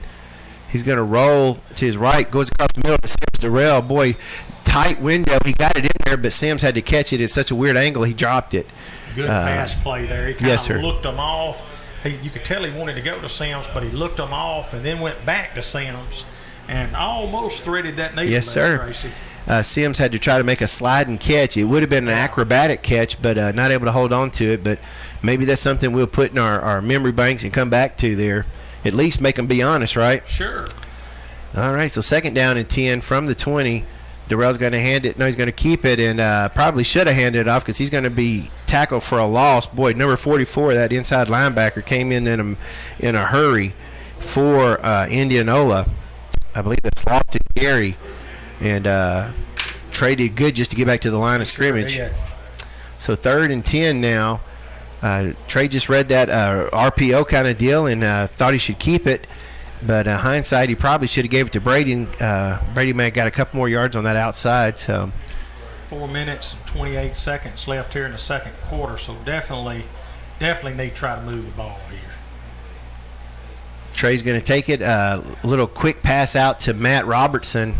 Matt had to fall down to catch it, and when he did, the ball was incomplete. Probably better to have it incomplete anyway. It wasn't going to be much of a gain. So it brings up 4th and 10, and Trey's dropping back to punt. I almost said pass.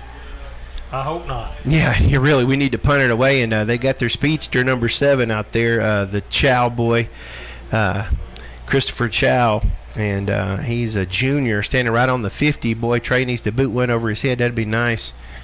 Trey gets a high punt. Let's take a North Delta bounce. There we go. Takes a North Delta bounce, and it is going to get across midfield and down on the 47 of Indianola. They're getting close to blocking those punts, aren't they? That number 8 for them, Jack Jenkins, running back, defensive end, senior, has been just really kind of getting up in the air, and we've been kind of moving around. Yeah, exactly. Going around him. I couldn't think of the words to describe it.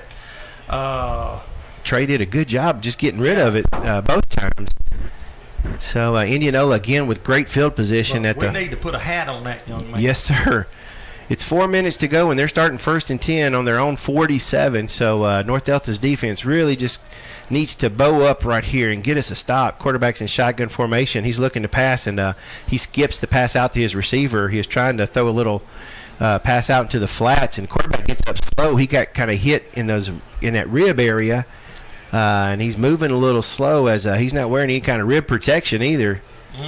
So hope the young man's okay. We know how it is to have injuries, don't we? Yeah, I believe he's okay. Matter of fact, he's going right back into the ball game, so I know he is. That number 8 you were talking about, he's a good-looking athlete. I just saw him right there. He's all of 6'2", probably, and thick too. He plays a tight end position there. Shotgun formation for Zapponi. He's going to fake the handoff. There's a fumble in the backfield, and the tailback just falls on top of it. They try to do a little misdirection, And tailback dropped it, but had to fall on top of it. So they actually ran that play out of a wing T formation. They did. Which is something that we're very familiar with. Yes, sir. But I'm going to tell you what, when he fumbled that ball, that was an opportunity that we've not Man. seen since the interception. It's going to bring up about 3rd and 15. Yes, sir. 16. 3rd and 15, exactly. And, yeah, they were very fortunate to fall on top of that ball. North Delta had an opportunity, just not able to capitalize right there. So they're on their own 42 now. 3rd and 15 are the Colonels from Indianola. And, boy, North Delta needs to stop right here and get this ball back with 3:15 to go in the half. Quarterback's taking shotgun. He's back to pass. He's going deep, and he has a man that knocked out by Caden Land. Boy, Caden Land just saved a huge play. He stayed with it. Here's a flag down right here. Yeah, there's a flag back at the line of scrimmage. But that was a long, about 40-yard pass that was almost complete, and Caden knocked it loose. I'm guessing this is against the offense here. Let's see. Well, the referee's over talking to Mac, so I'm guessing it's going to go against the offense, and it will probably decline it, I would think, because it'll be 4th and 15. Yeah, they're getting in punt formation, and thought we were sending somebody back, but we pulled them back up front. It is a illegal procedure, so it'll be 4th and 15, and they're punting from their own 42. They're punters on the 30. I don't understand why we're not putting anybody back, because we're really not pressuring either, are we? No, I didn't think so. Maybe we'll see something different this time. They're right in front of us. There's the snap and the punt. There is some pressure, but nothing major, and that punt's going to take us all the way inside our 20, down to right at the 15. Yeah. So that's going to be 35 and 20. That's a 55-yard punt. Yeah. And, of course, no return because they didn't have anybody back. So 2:55 to go in the half, 14-6 with Indianola leading. North Delta will be 1st and 10 from our own 15. And you would almost think since we get the ball first in the second half, we'll be a little bit conservative here, but maybe not. Maybe we'll surprise them a little bit and do something a little different here. Looks like Trey is still in at quarterback. Brady stands to his left in the backfield. He's got 3 receivers to the top of the field and 1 at the bottom. They're switching up their formation a little bit, making sure they're not out of alignment for a penalty. There's the snap. Trey's going to roll to his left, and he's going to throw. Connected. Nice catch there by Sims. That's going to be a first down as he picks up 10 yards. Sims Durrell on the nice catch. Still threw it out in the flat. Like and Ethan Jeffcoat there, Trey. Is that Ethan? That is. Thank you. That is 21. Jeffcoat. Thank you, sir. It looked like a 16 from here. I don't know how because it's 21 for sure. Nice catch by Jeffcoat. It's going to be first down. I wonder why they didn't move the chains. Now they're moving them. So 1st and 10 now. Ball spotted right on the 26-yard line. That's going to be an 11-yard completion from Drumheller to Jeffcoat. Maybe we found us a little something there. They had 3 receivers up there that caused the defense to mess up a little bit. Let's see. We got Matt Johnson and Britt split down to the bottom. Looks like Ridge out there with them, and they're going this way this time, and it's going to be Britt Robertson was the intended receiver, and we threw it behind him, and it's an interception. Yeah. Britt was open, but Trey just kind of threw it behind him, and the defender stepped up and made the big interception right on the 30-yard line of North Delta. Just threw it a little high and out here on this outside, and not what we needed there, Tracy. It will be 1st and 10 for Indianola on the North Delta 28-yard line is the actual spot where they have it. So Indianola with a great opportunity with 2:38 to try to add to their lead. Quarterback's in shotgun formation, hands off to his tailback. Coming up the middle, boy, Ridge Alderson popped him right in the hole and put him down. That was a nice hit by Ridge as the young man's going to pick up 3 yards, but he did it the hard way. So 2nd down and 7. They're actually going to say 8. So they got 2 yards on that play. 2nd and 8. That tailback that took the lick had to come out of the game. Tight formation for Indianola. They're going to find some space on that left side, and he's going to pick up almost 9 yards. Almost got the first down. Looked like he's going to get more, and Trey Drumheller makes a nice tackle. So it's going to be 3rd and short. I'm not quite sure where they're spotting it because we're at a terrible angle here. He's going to be, 4 yards? Right about 4 yards short. So 3rd and 4 I tell you what, I thought he got further than that. I did too, the way it looked. I was like you. I thought he was within a yard or two of the first down. Definitely 4-down territory. And after seeing that kid kick, they probably field goal range too. 1 minute, 30 seconds to go. Quarterback's under center. This time he's going to hand off to his tailback, who's going to try to get to the first down. Boy, nice job. I think that was Ridge out there that threw him for a loss. Coach, kick it. I want to see him kick it. Yeah, really. It's going to be 4th and about 2. 4th and 2. Ball now spotted right on the 20. So it'd be, what, a 30-yard field goal? 37. 37-yard, Snap. okay. So, we never get to have any fun. it looks like the coach is going to call a timeout to think about it. They might do it. Let's take a timeout with them, folks. 1 minute to go in the half, 14-6. Indianola. We'll come back and see what happens right after these words. Hefner Motors is a proud sponsor of North Delta football. For 65 years, we've been bringing the Mid-South the best sales and service in the automotive industry. Hefner Motors wants to wish the players, faculty, and fans a healthy year with safe travels throughout the entire season. Hefner Motors, Highway 6 West, Batesville, USA, a family company. Go Green Wave! Dr. Chris Walls and the 2020 Eye Care team in Grenada strive to provide the finest in optometry services with complete eye exams, contact lenses, glasses, glaucoma testing, and pre- and post-op care. New patients receive 15% off their first visit, not to be used with other vision insurance. 2020 Eye Care is right off Highway 8 on Old Hickory Road in Grenada. Great eye care begins with regular eye exams, so call today for your comprehensive vision test. 2020 Eye Care in Grenada. Your future suddenly became a whole lot clearer. Well, we're back, everybody. 1 minute to go in the half. It's 4th and 3 from the North Delta 20, and Chris did not get his wish. He was hoping for a field goal attempt, but they're going to try to get the first down, and the quarterback's going to hand it off, and Britt Robertson totally blew that up as he Matt blitzed Johnson in. as well. Matt Johnson. Oh, Britt and Matt came in, and Matt tattooed him in that backfield. As Matt came blitzing in from that inside, he saw it coming. He really did. He timed the snap and wonderful. Man, and folks, in case you don't know, Matt Johnson is playing with a knee brace on because as soon as the season's over, he's going to have some surgeries on his ACL on the outside there, and so he's playing with a brace, but you can't tell it, can you? He's been so fortunate this year to been able to play as much as he has. Really, that's right. Especially with the injury like that. I can't imagine playing this game and not having as much lateral movement as longitudinal movement. And Chris, he got hurt in the second game of the season, so he's done it. So here we go, 1st and 10 for North Delta. We're going to look like we're going to have a reverse, like a double handoff, but it didn't work out as let's see, who was that? Was that Brady? Looked like he's going to hand it back off to Britt going the other way, and just didn't work out. He got tackled for the loss. So be second down, about 13. North Delta uses their second timeout of the half. I'll give you a quick update for some stats here for our buddy Smith Murphy, as he, man with 2 last names, sponsors our stats.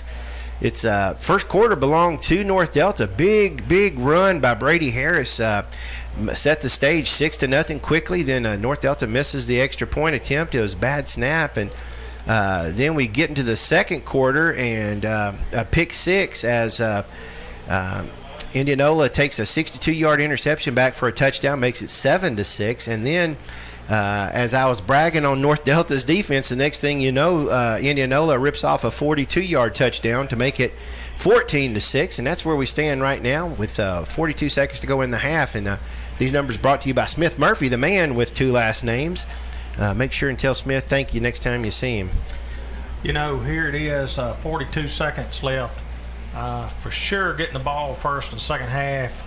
Don't need a turnover on this side of the field. No, sir. As much as a lot of times I'd like to live by the seat of my pants, I don't think that's a good idea right here. We could always break a big run, and that's what I'd love to see. So I hope you're right. 2nd and 13, ball on the 22, and we are looking to pass. And he's under some pressure, and he's going to go down. He was down. The young man from Indianola snatched the ball out of Trey's hand, but Trey was down. Trey just took a knee instead of throwing it. So it will I don't know why the clock stopped. The clock stopped for some reason, and it looks like Indianola is going to call a timeout. They don't want the clock to start. They'd love to try to do something before the half. I don't know what they're going to do though, because I know what they're going to do. They're going to try to block that punt. Oh, I see it. Okay, because it will be third. Yeah. Close all night. Yeah, you're right. Number 8. Good And, point. That's exactly what they're going to do. And Yes, sir. Now, That's we it. need to get another 2 or 3 yards to even have the full distance to receive the snap on the punt. Well, Chris, we were within 8 yards of the first down, I guess, but because of that last play, we lost 17 yards because now we are second down. Oh, I can't even count up the yardage from the angle we're sitting at. The ball spotted right on the 6-yard line, so we went from the 22 to the 6. That's 16 yards, right? Absolutely. Right now, it's still a one-score game. I believe they just gave Indianola the football, Tracy. Well, that was the question. Trey was down on his knee back there, and the ball was stripped from him from Indianola, and they're saying that it was a strip, but I thought his knee was down. I think that's that's what he was signaling. Well, see, I guess they conferred. I guess the referee sat back there and conferred and decided that he wasn't because they're still talking. Well, I don't understand though. The man that made the call could have shook hands with him. Yeah, I know it. Right there. Yeah, I don't understand that at all, boy. Man, oh man, it is going to be first and goal for Indianola, and they're going to get tackled just outside the goal line at about the 2. And with 20 seconds left, they're going to use their last timeout. Boy, that is a tough pill to swallow right there. Because the initial signal was down. I saw the referee was pointing down like he was down, and he must have got talked out of it by the side judges. Indianola took a timeout, and I guess they took the timeout for the referees to talk. Well, I guess so, but a play like that, you got to be sure. Absolutely. That's a huge play. You can't tiptoe into making a decision like that happened right there at you. I mean, hey, if he fumbled, possession right there. That's right. Throw the bag down. That's right. Down, whistle the play, whatever. But Chris, anyway. we saw the hit. The white hat. The referee was standing right there, and he was pointing down, blowing his whistle, and I guess he let the side judge overrule him. That is the weirdest thing because it's. Well, it looks like to me he could have legally ran the ball into the end zone. Right. Yeah, exactly. Yeah, because Trey tried to grab it back from him, but the referee blew it dead. Yeah. Boy, that is going to come back and be a big question because especially if Indianola scores here with 20 seconds, they got second and goal to go from the 2, quarterback under center. And he's going to turn around and hand it to his tailback, and his tailback's not going to make the end zone. He's going to be tackled short of the end zone. They have no timeout, so they're going to have to hurry up. 13 seconds left. They're trying to get the ball spotted. Quarterback's under center. He takes the snap. He's going to try to hand it off again. North Delta stops him. What a play by the North Delta defense. The play could have come back and bit them, but they held their head up and kept them out of the end zone from the 2-yard line. And I am thankful because I didn't want to have to think about that. I know. That would be frustrating. The second half. Oh, my goodness. So, all right, folks. Well, they're getting ready for some coronations here as Indianola is having their homecoming. They got pretty ladies all decked out and dads in tuxedos, and they're getting the field ready. And so they're putting the countdown clock on for halftime. And right now, North Delta trails this 14-6. So we're going to take a first time out of the half.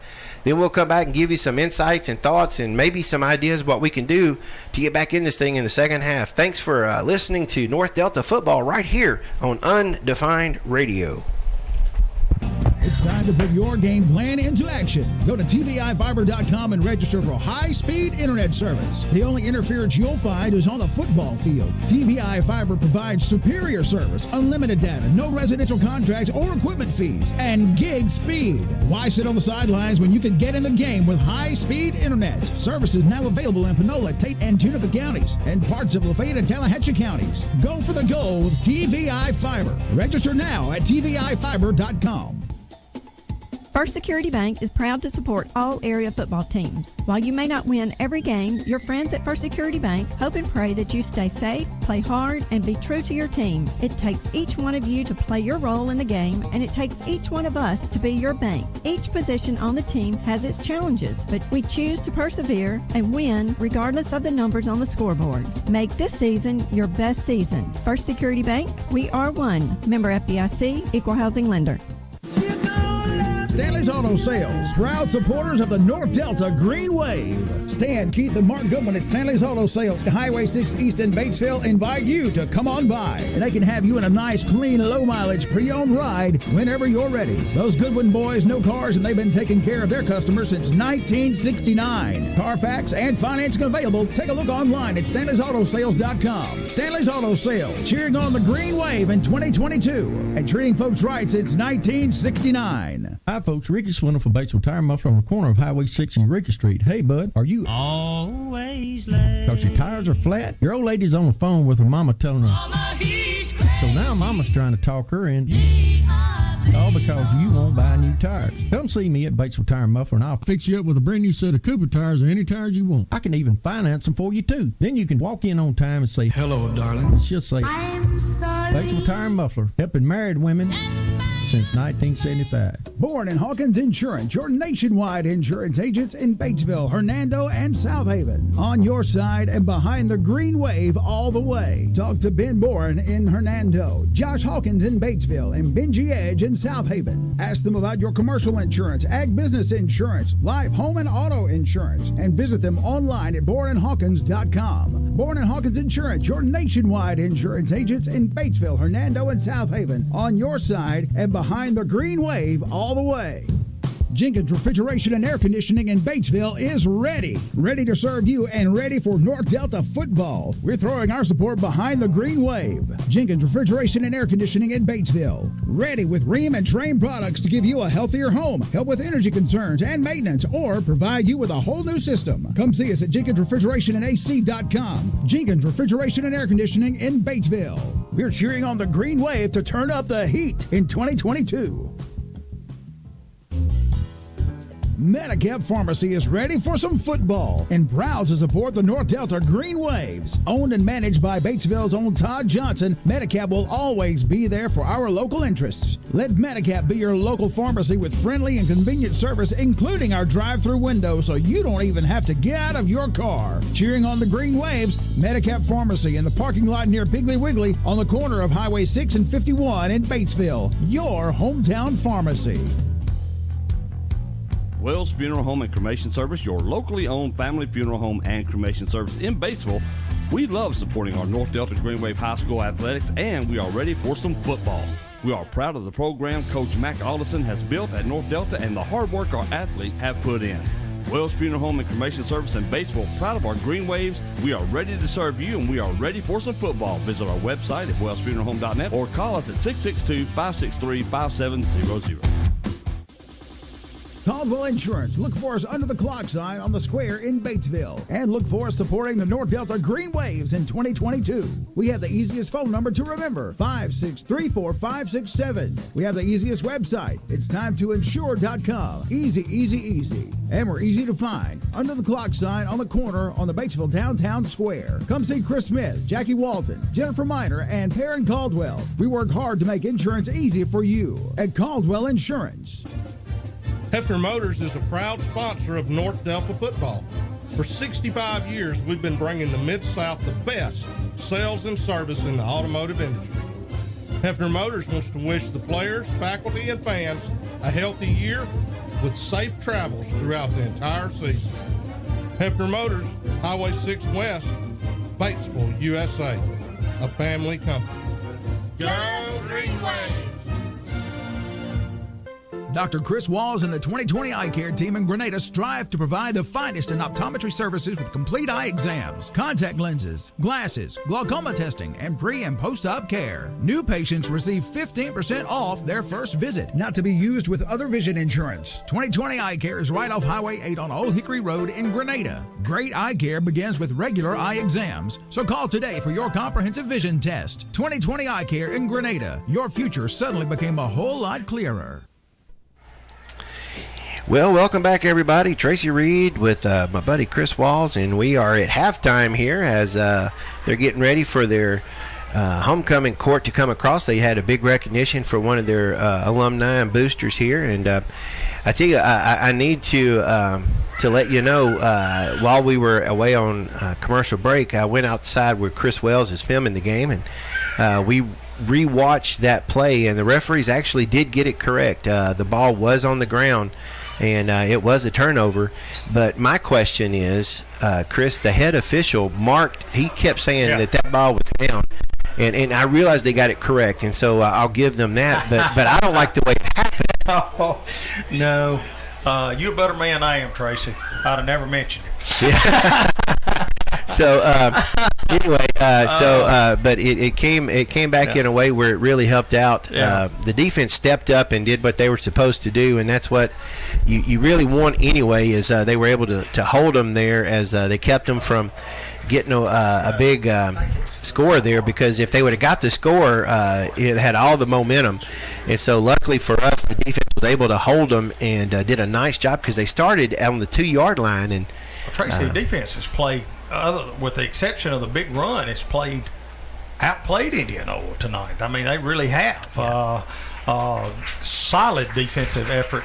And even down there, I mean, when you get the ball on the 2.5, 3-yard line, hey, that's hard to hold them out. Hey, absolutely. And we said, they've got some good athletes on this team. The quarterback's a good runner himself, but the linebackers in that interior defensive line did a nice job of meeting them at the hole and keeping them out of the end zone from the 2-yard line. So big play there for the North Delta defense. And Chris, you mentioned it. The defense has kept us in the game because, we had the big run for the touchdown. I believe it was Brady that had the big run that got us to 6 points to begin with.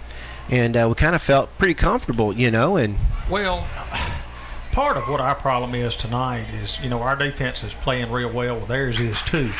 The difference between their outing and ours right now is that we've lost so many different backs, so many different things. Yeah. That really they got a key on Drumheller, and that's what they're doing. That's exactly right. And without Drumheller, we got to go to Harris and to Britt Robertson, and nothing wrong against those kids. Oh, no. But who would go to after that? Yeah, our well is becoming quickly empty. So that's what I'm saying is it's very hard for us to get anything going, because we've really kind of gotten down to really 3 offensive playmakers. Yes, sir. And we got them all in the backfield, so they're just blowing it up before we can get it started. And it's tough. It's tough. About the only thing you can do is try to maybe get them out in space and do some type quick hits and that kind of thing. Yes, sir. Because as you see, if we hold the ball, if we don't throw it, we're in trouble. I mean, if we're going to pass it, we got to pass it. Yes, we sir. got to throw it out of bounds, or we got to throw it to the guy. We can't pull it down and look and study the situation, because it's going to go downhill from there. They are putting amazing pressure on Drumheller, because the last couple they're keying on Drumheller. They are. Well, the last couple of times he's tried to pass, he's had to eat the ball, other than when he tried to throw it away and it was intercepted. And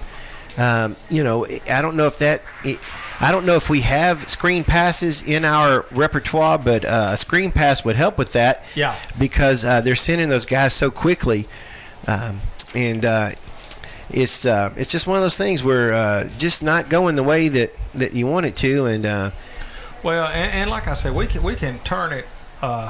We just got to deal with the cards we've been dealt. But if you had Gage Bryant, if you had all those guys you could kind of put here, there, and everywhere, it just kind of helps you.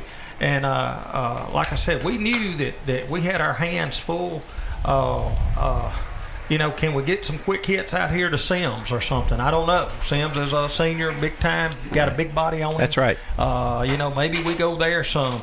But like I said, this coach of Indianola, Tommy Nestor, is not planning on letting Trey Drumheller That's right. run the ball tonight. That's right. He knows that Trey counted for 3 touchdowns last week. Over 200 yards of offense. So that ain't happening. That's right.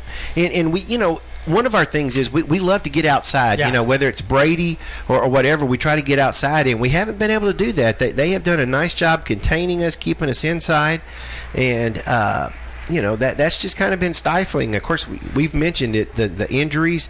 I'm not sure if all of our offensive line is there. I know some of them have been banged up, and neither one of us got to be at the coaches show Tuesday, so we really didn't get a lot of insight there. And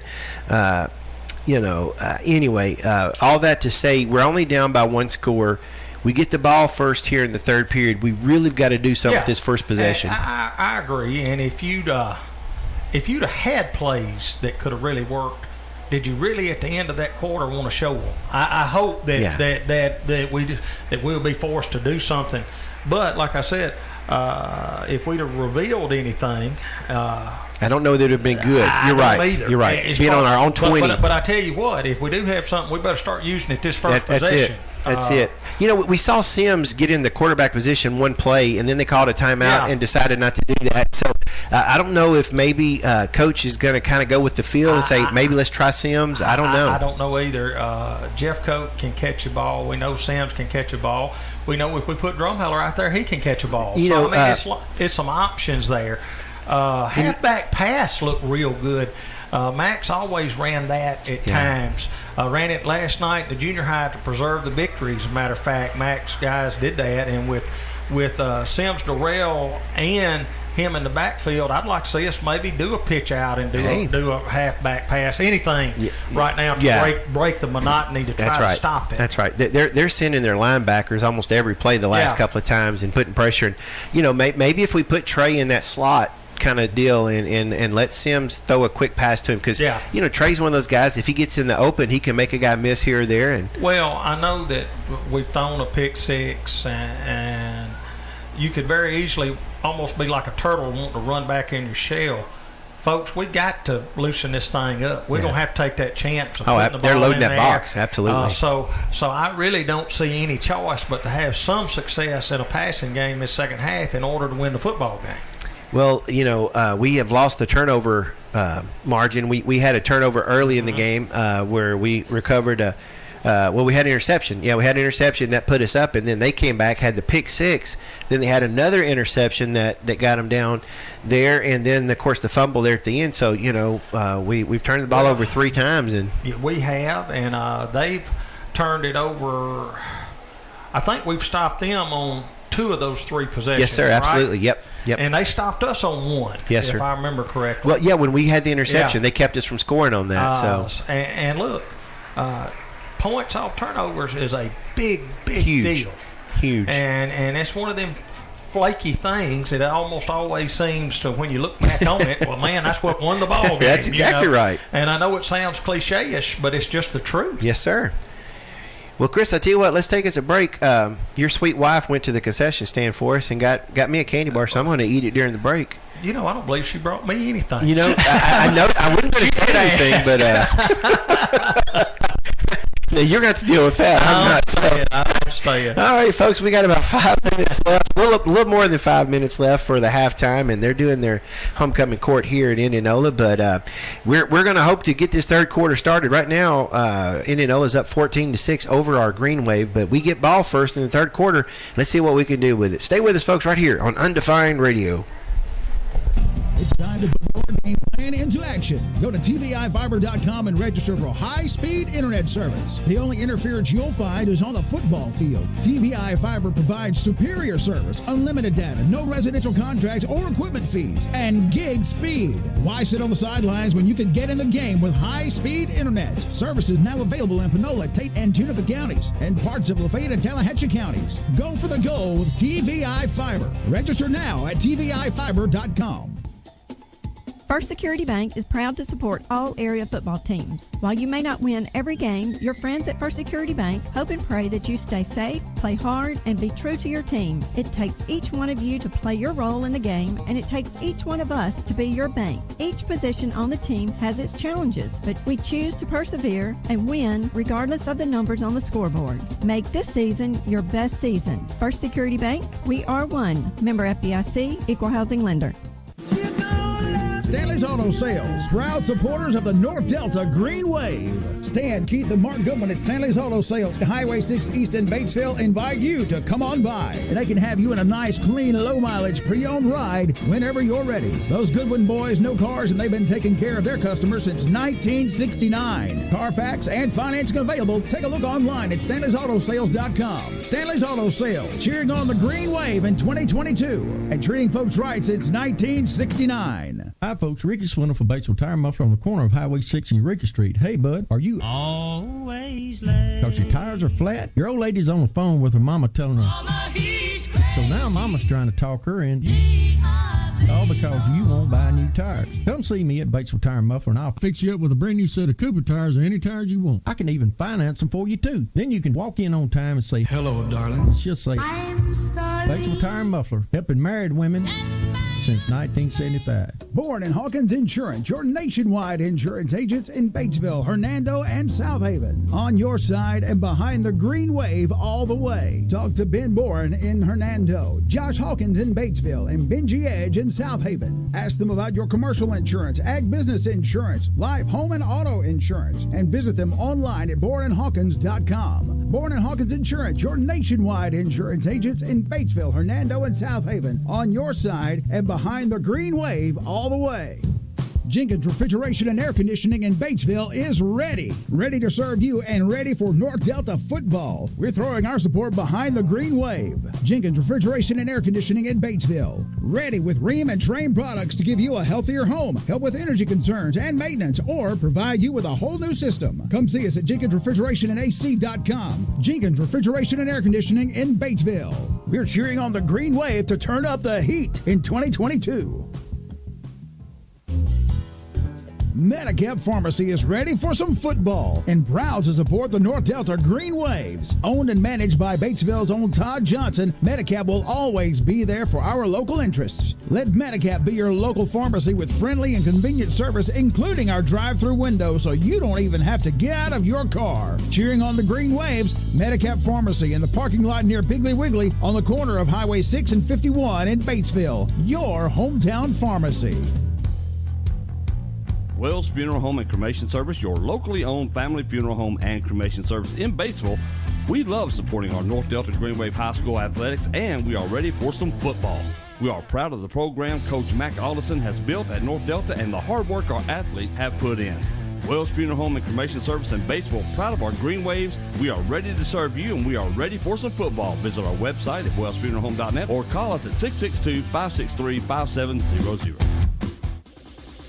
Caldwell Insurance. Look for us under the clock sign on the square in Batesville. And look for us supporting the North Delta Green Waves in 2022.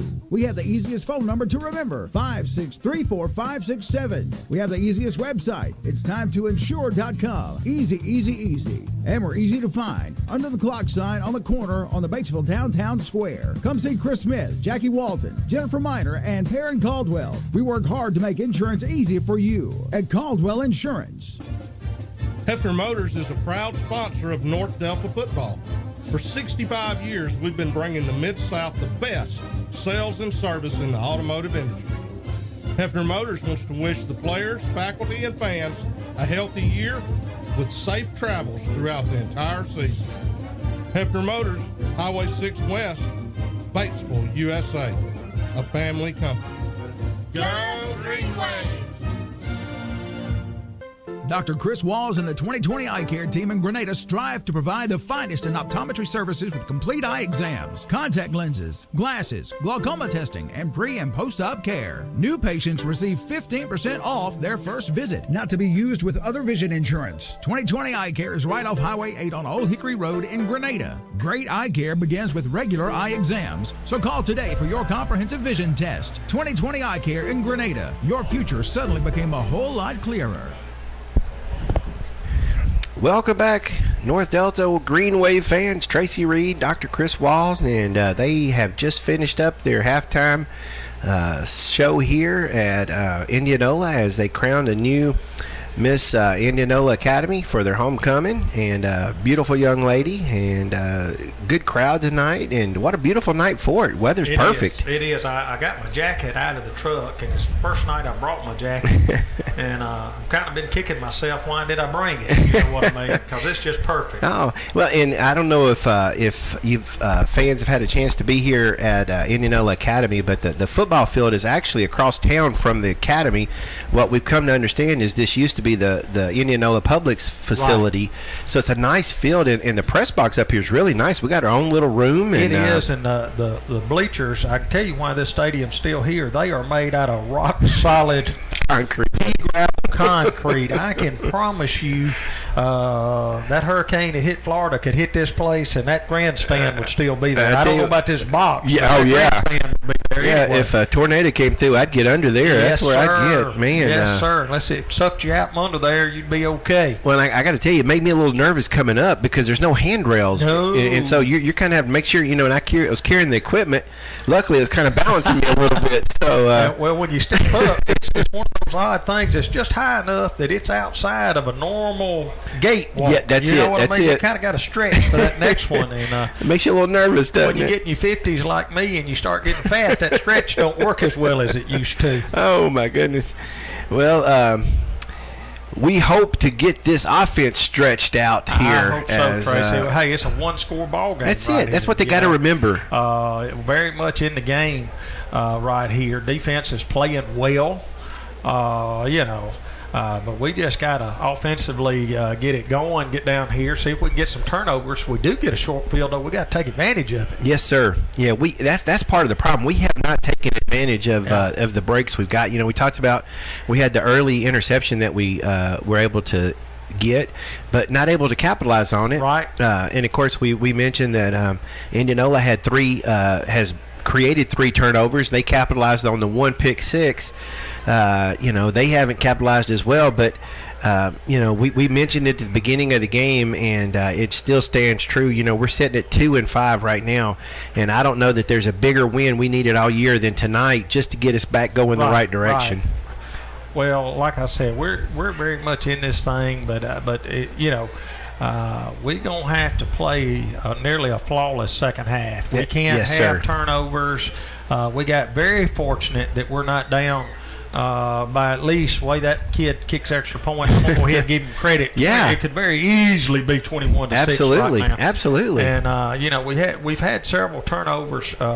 Hey, they don't plan on Trey beating them, but Trey's got to get rid of that ball. Yeah. He can't turn it over himself, and that's a lot for him to carry. But sometimes you just got to play the cards you've been dealt. Yes, sir. And I think Coach Nestor is dealt him a hand that you're not going to beat me tonight.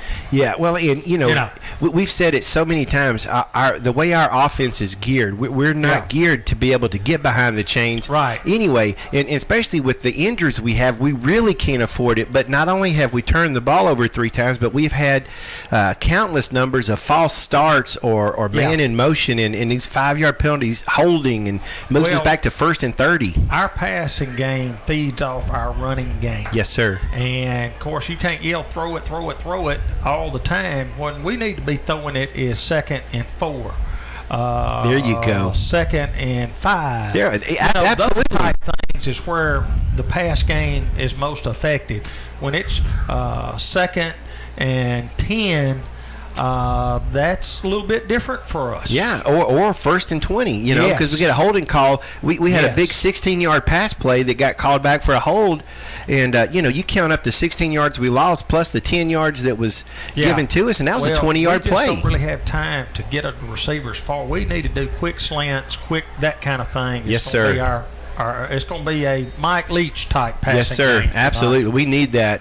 Well, the ball is teed up on the 40, and Indianola is kicking it off, and looks like he's going to get it short this time. We're going to have a chance to run it as looks like Brady picked it up on the 5, and he's running it up the middle. He's going to get it out to just about the 26-yard line, and that's where we will start. I believe that's Matt. That was Matt Robertson, actually, that got that ball. That's Mr. Robertson. Yeah, Britt Robertson. Yeah, Britt Robertson. Thank you. Number 4. I think I combined 2 guys' names. We talked about my dismal performance last night, but Tracy, you are so good at finding names and numbers. Because trust me, I'm better after what I had to do last night. Because I was really struggling. And look, that was during the Pee Wee game. I couldn't make them out. It's a little slower with the littler kids, but I still struggle. If these guys, again, they're kind of the angle where we're looking, but that was Britt Robertson that ran it back. Drumheller is going to take the first snap, and he's trying to make something, but he's going to be tackled for a loss. He tried to get to the left side, but that defensive end collapsed on him, and I don't know if it was a missed block or he was unblocked, but we're going to lose 2 or 3 yards on that play. Tracy, in that Pee Wee game, I've never seen as many 8-man tackles. It was like it was like just a wave would amoeba. explode. Yeah, they would just eat the guy with the ball. You know? That's how those junior high guys do. They run up in the hole and everybody swarms. He'd either be tackled by 9 guys or score a touchdown. I mean, so. Oh, man. It is going to be a 2-yard loss on the play. 2nd and 12. Trey in the shotgun formation hands it to Brady this time. Boy's got a good running hole here on the right side. He's going to get up to about the 29, so that'd be a 5-yard gain. So Brady gets us out for, what's that going to be, 3rd and about 8 now when it gets spotted? Well, I'm going to tell you, come on up, man. Come on up. I think you're right on it, Tracy. 3rd and about 8. 3rd and about 8. Ball spotted right on the 29. Just inside that 30, and Brady is one of those guys that if he gets some momentum, he'll run over you, but he also has enough speed to kind of make you miss. And well, we're gonna have to rely on these guys because I'm telling you, they're on Drumheller. Well, there's going to be a handoff. No, Drumheller's going to keep it, trying to get around the right side. He faked the handoff to Brady. Drumheller kept it, and he picked up maybe a yard as he got out right at the 30. They just kind of drawn that line in the sand. So to speak, and I don't know. Maybe get Ridge, like you said. We ain't went to that play either. He's a big-bodied guy. Something quick out there. Trey's going to step back at about the 22 to punt, and boy has a nice, good punt here. It's going to hit on the 40, get down to the 35 of Indianola, and the receiver's going to run it. He's going to pick up some yards as he makes the first couple of guys miss. He picked it up on about the 40 and got out to midfield, right about the 50. A nice return. Did a little bit better job of keeping number 8, their big punt blocker, out of the lane right there. Didn't do much, but just got to the side of him to push him at an angle. And that allowed Drumheller to get a better punt than he's been able to get. He had a kicking lane that time to go to. We were hoping, we mentioned at the beginning, to get some guys back. Lewis obviously not playing tonight. We found out Levi's probably out for the rest of the year, and so still missing some key pieces. And as we try to keep going, we just got to make some guys step up. Here, Indianola goes with an I formation. They get just across midfield. Nice tackle by Rowan Gordon as he's going to knock the guy down. He gets across midfield to about the 47, pick up about 3, so 2nd and 7 now. As North Delta hopefully get another 3 and out and get the offense back on the field.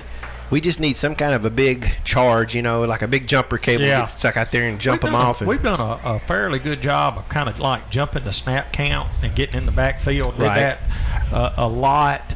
And, I'm kind of surprised they ain't changed that up a little bit. We've been very successful at that. Quarterback's under center. He's going to hand it off to his tailback again, going up the middle. Boy, nice job by the defense. I'm telling you. You see Lawson Wolf up there. You see Ridge Alderson coming out, Caden Land, all of them stopping him as I don't even think he got back to the line of scrimmage. He's going to lose a yard on that. So it brings up 3rd and about 6 once they get it spotted.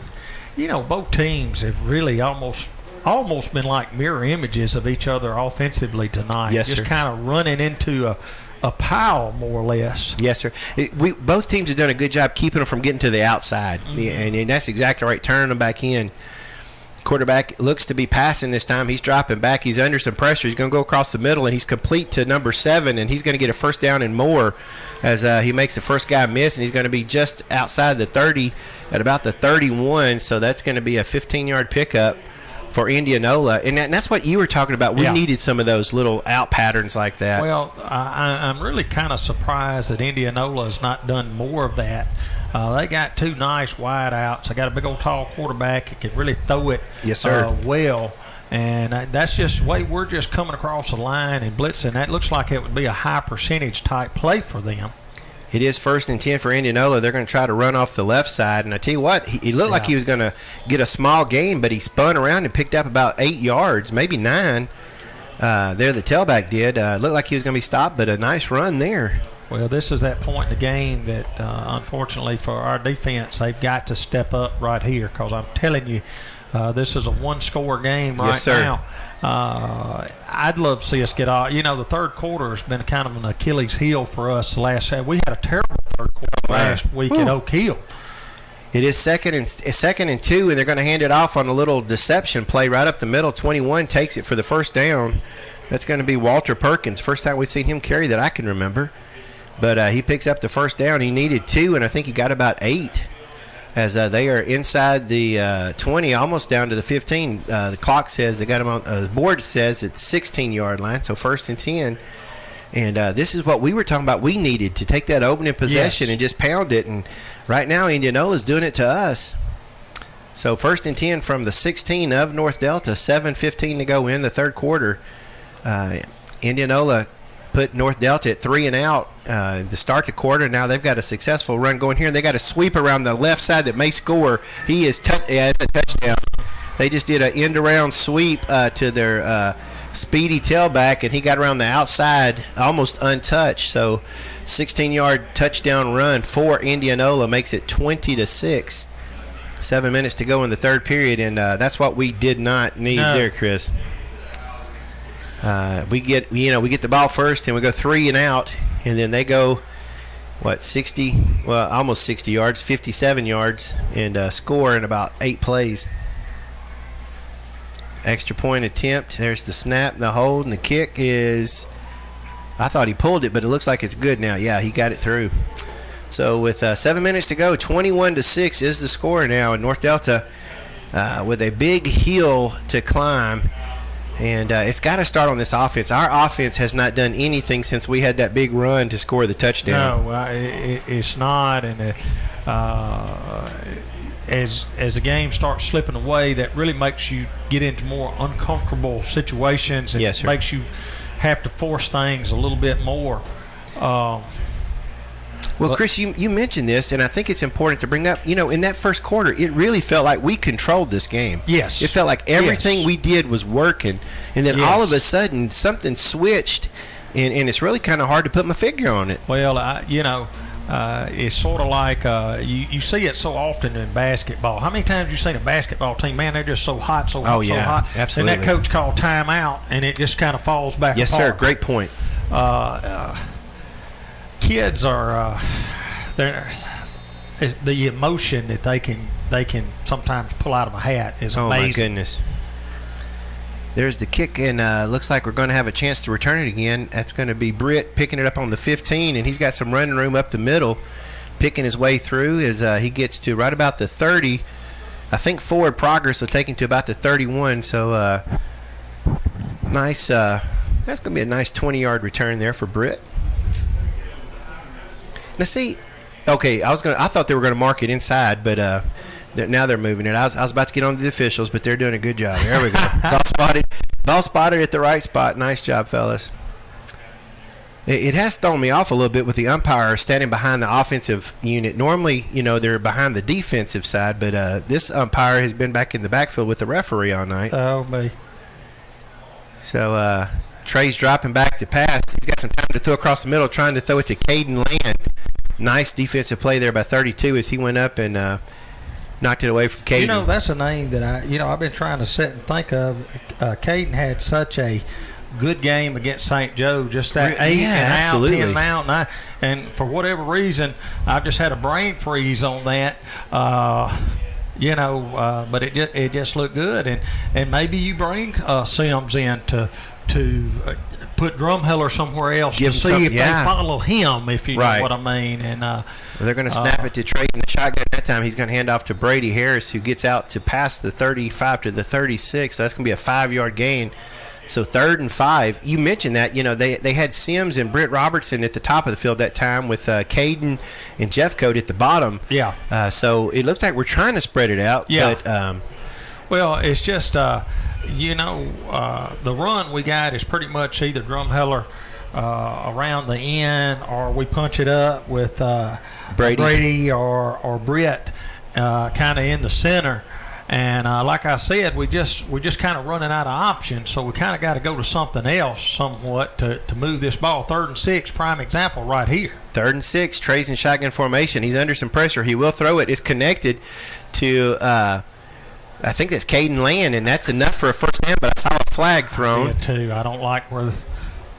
And it was thrown by the line judge here on the home side, and he threw it right at the line of scrimmage, so I guess it could be a couple of things. I'm afraid it's a hold, though.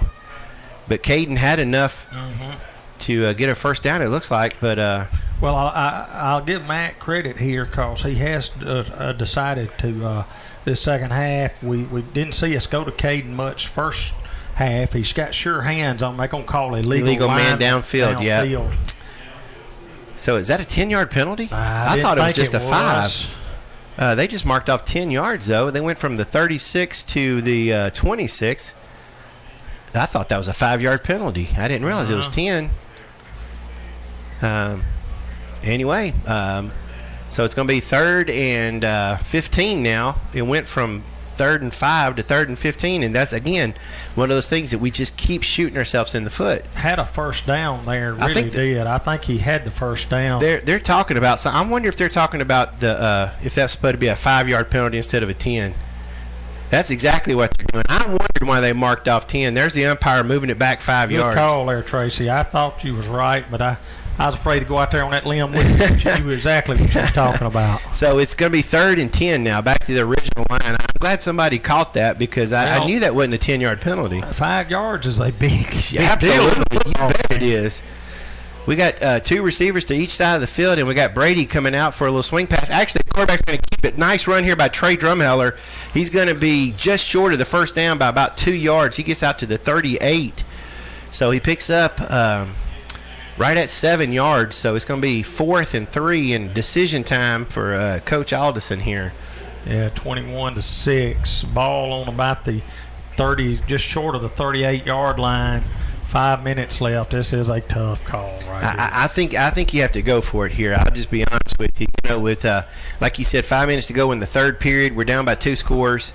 Kind of have a little momentum right now. Maybe do a hard count anyway. Yeah. Try to draw them offside. So we got 3 receivers to the top of the field. Sims is down here by himself. Drumheller in shotgun formation. He takes the snap. He's looking to throw across the middle. Connected with Brady Harris down to the 45 of Indianola. That's going to be a 15, 16-yard completion. Nice job there as Trey puts it right into Brady Harris, and Harris took a big shot but held on to it. Tracy, that's one of those type plays that if you do get back in the ball game, you need to look back on that one.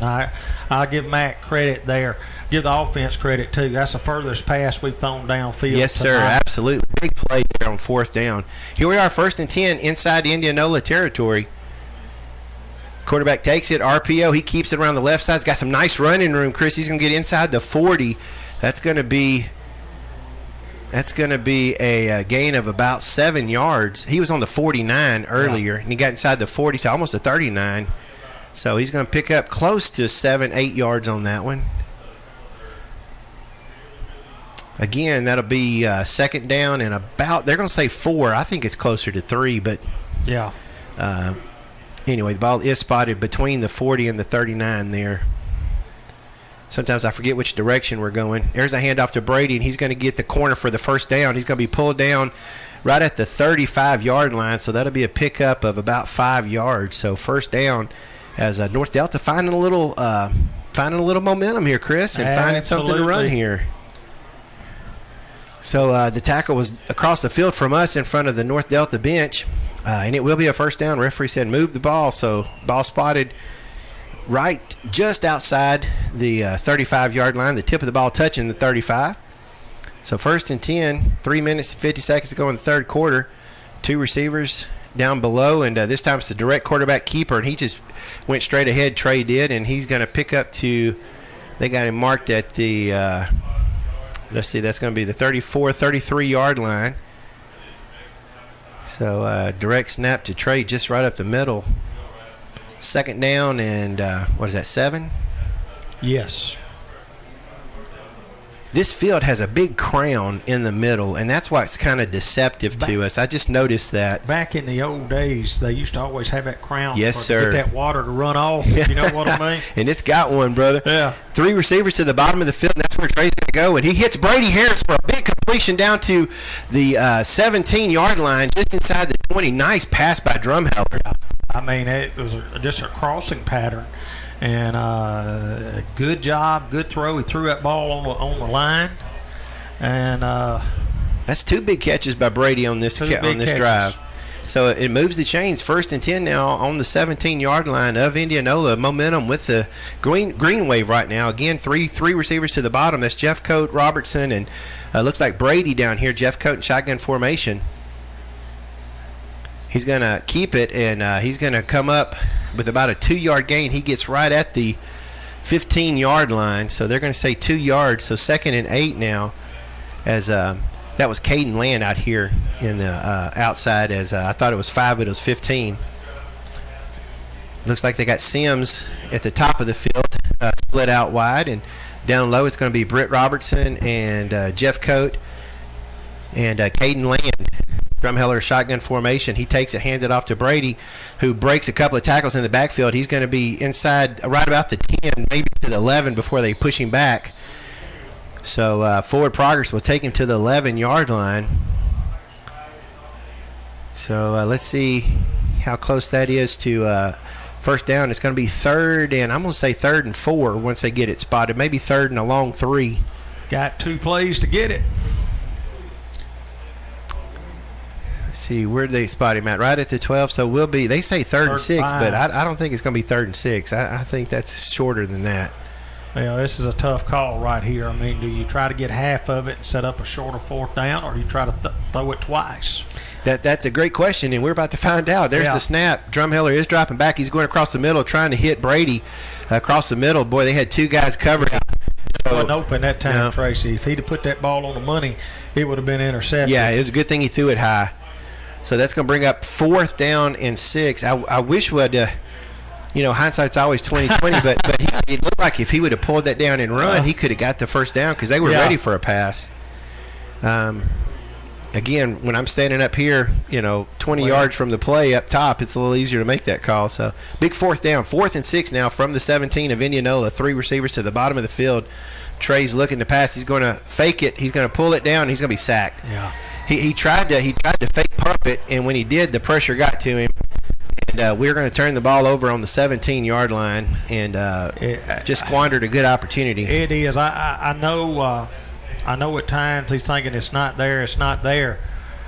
But you got to take a chance on it being there because he ain't got that second. No, they have been sitting in the house against him on that defense. And I keep watching Sims. Sims is on an island up there with that defensive back, and Sims got about a head's height on him. I wish we'd have tried to throw it up there a little bit, but maybe that's something we'll come back to. But all right, 1st and 10 from their own 17. Indianola's quarterback is under center, and he's going to hand it off to his tailback right up the middle, who gets a nice push, and he breaks some tackles. He's going to get a big gain.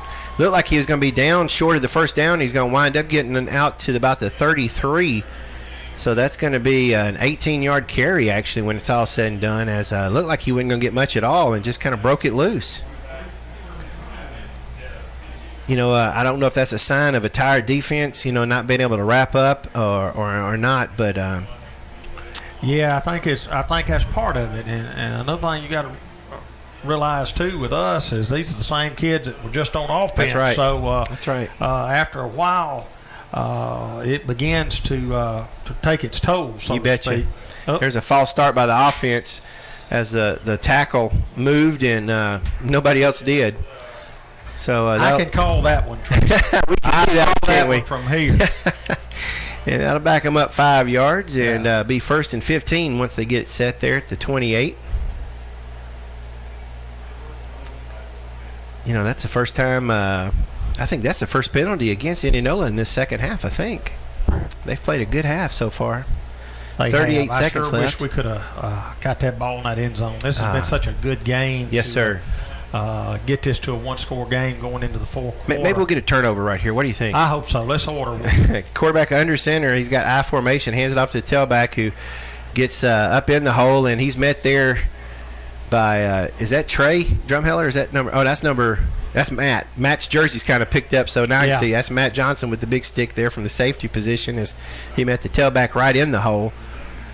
Tailback got almost back to the original line of scrimmage, though, so it'll be 2nd and about 10. That's going to finish this up for the 3rd quarter. That's it. 3rd quarter has come to an end with Indianola leading this thing 21-6 over North Delta. Folks, stay with us for the 4th quarter. Maybe our Green Wave can get something going. Hang with us. Right back after these words. First Security Bank is proud to support all area football teams. While you may not win every game, your friends at First Security Bank hope and pray that you stay safe, play hard, and be true to your team. It takes each one of you to play your role in the game, and it takes each one of us to be your bank. Each position on the team has its challenges, but we choose to persevere and win regardless of the numbers on the scoreboard. Make this season your best season. First Security Bank, we are one. Member FDIC, Equal Housing Lender. Stanley's Auto Sales, proud supporters of the North Delta Green Wave. Stan, Keith, and Mark Goodwin at Stanley's Auto Sales, Highway 6 East in Batesville, invite you to come on by. And they can have you in a nice, clean, low-mileage, pre-owned ride whenever you're ready. Those Goodwin boys know cars, and they've been taking care of their customers since 1969. Carfax and financing available. Take a look online at Stanley'sAutoSales.com. Stanley's Auto Sales, cheering on the Green Wave in 2022 and treating folks right since 1969. Welcome back, everybody. Tracy Reed, Chris Walls. Man, I don't know if anybody else has fun on Friday nights, but we do, don't we, buddy? Oh, we do. We really do. We have a good time, and you're not going to find anybody cheers any harder for our Green Wave than we do. And so we have fun with them, but we'd love to see them get some big points right here to get this fourth quarter going. They're trailing 21-6 right now. It's going to be 2nd and 10 for Indianola on their own 33. Boy, just need a big stop right here. Turn over something just to kind of, as you've mentioned before, momentum. You know, it's so huge with these guys. So here we go. So the quarterback's going to take it, hand off, a little sweep action going from left to right to number 30, and he picks up nice yardage. He's going to be short of the first, but he's going to be close, about 2 yards short. So he gets it out to the 41. Came from the 33, so I think that's 8 yards if my math's correct. So we got 3rd and 2. Defensively, we've played so well. I was thinking about giving some stats out, but just about every player has 2 to 3 solos, and really been a good effort all night. Just wish we could just keep putting it together. Quarterback's going to turn around, hand it off, and he slipped in the backfield. Boy, that was a break for the Green Wave as number 22 was trying to plant to move, and he just slipped. He lost a yard there, so it's going to bring up 4th and about 3 now. And looks like they will be going for it. 4th and 3 from their own. Oh, they're going from their own 41. I was trying to see if they were changing up, but I think they are going to try to go for it. Just need to make sure we don't jump. I wouldn't jump here. Yeah, don't let them pull you off sides. And that's exactly what they are trying to do, and that's exactly what they did. As the quarterback hard count, and one of our defensive guys just jumped in the neutral zone. So frustrating. You knew that's what they were going to do. Yeah, I don't think he had any intention of snapping that football. No, sir. And so there's not the way their defense is playing tonight. There's a gimme there. Yeah. And unfortunately, it's going to take time off the clock. Yes, Best sir. case scenario. Right. Oh, my goodness. Anyway, we've got to remember these are high school kiddos. Oh, yeah. 1st and 10, ball outside the 45 to about the 46 now. Man in motion behind the quarterback, and he's going to turn around and fumble it. And North Delta got it. Boy, there's the break we needed. North Delta picks up the fumble, and I believe it's Caden Land that picked up the fumble. And boy, oh boy, did we need that to happen right now to give us some momentum. So be 1st and 10 for North Delta, and they'll be on the Indianola 43-yard line when they get this series started. Well, that's the same thing as going far, not getting it. That's it. Hey, there we go. So there we go. You know, you got to take advantage. That's the only thing. We've got to take advantage of this. Absolutely. I mean, and really, to be quite honest, with 10 minutes here, need to really get down this field relatively quickly. We've got three receivers, 1 to the bottom, 2 to the top, and Brady's going to motion out to the top, a little swing pass, and it's a fake, and Trey's going to eat the ball. He's going to be sacked. He should have made that pass as he thought he had something deeper. He faked the pass to Brady and thought he had something deeper and wound up getting sacked. He don't have time to think. Yeah, he's just got to get rid of that ball. I know he was trying to make something happen, but he should have swung that ball out to Brady on that little swing route, and we could have at least got some positive yards out of it. I'm hoping that. Well, he had to throw it because the backfield emptied. Yeah, absolutely. Yeah, he was the only one there. Absolutely. So, I mean, They are pinning their ears and coming. That's what the defense is doing right now. Trey shotgun formation. He's going to take it, and he's going to pass. Gets it down to Sims, and boy, nice defense by that outside linebacker. He just swats it away just at the last minute before Sims could get it. So it's going to be third down and 16 as we lost 6 yards on that sack while ago. And those are the things that have been happening all night, sacks, penalties. I can't remember the last time we had a 2nd and 5 or a 2nd and 6. It seems like it's 2nd and 15 or 3rd and 15 way too often. Well, even here, you've got to do something quick. I mean, there's the snap. Trey's dropping back. He's under pressure. He's throwing it downfield, trying to hit Sims, and Sims just not able to get to it as Trey had to rush it because, again, he was under pressure. They are sending those outside linebackers every play. It looks like North Delta has a player down, actually. I don't know who that is. Looks like a pretty good-sized player. Offensive lineman. Yeah, I think it is. 51, I believe that is number 51. Lawson Wolf. Yeah, that is Lawson. Lawson. And boy, he's had a great game. Yeah, he plays on the defense. Side. Yes, sir. Tell you what, let's take us a break, and hopefully it's nothing major. So maybe we can come back and give you some information when we come back. Wells Funeral Home and Cremation Service, your locally owned family funeral home and cremation service in Batesville. We love supporting our North Delta Green Wave High School athletics, and we are ready for some football. We are proud of the program Coach Mac Allison has built at North Delta and the hard work our athletes have put in.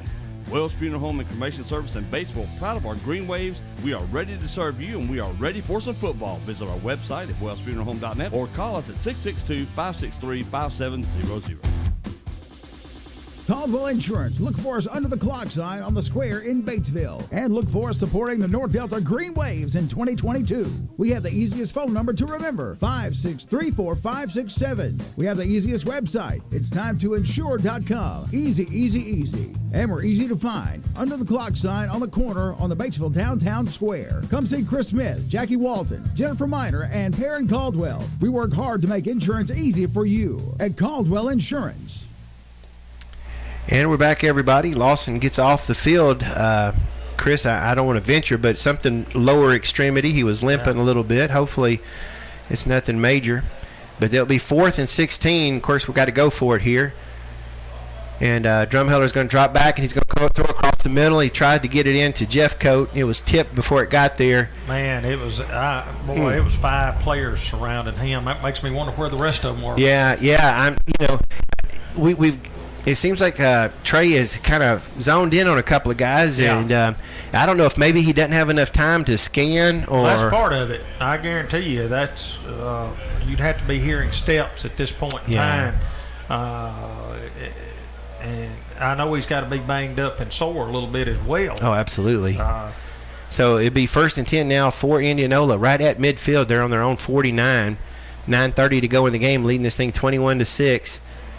Quarterback's under center. He's going to hand it off to his tailback, who makes some guys miss, and he's right up the middle. He may be gone. He's to the 20. He hits that 3rd gear, and he's gone. That's a touchdown. No flags. So 51-yard touchdown run, and nothing fancy about it. He just hit an open hole, and quick as a hiccup, he was through it. Yeah.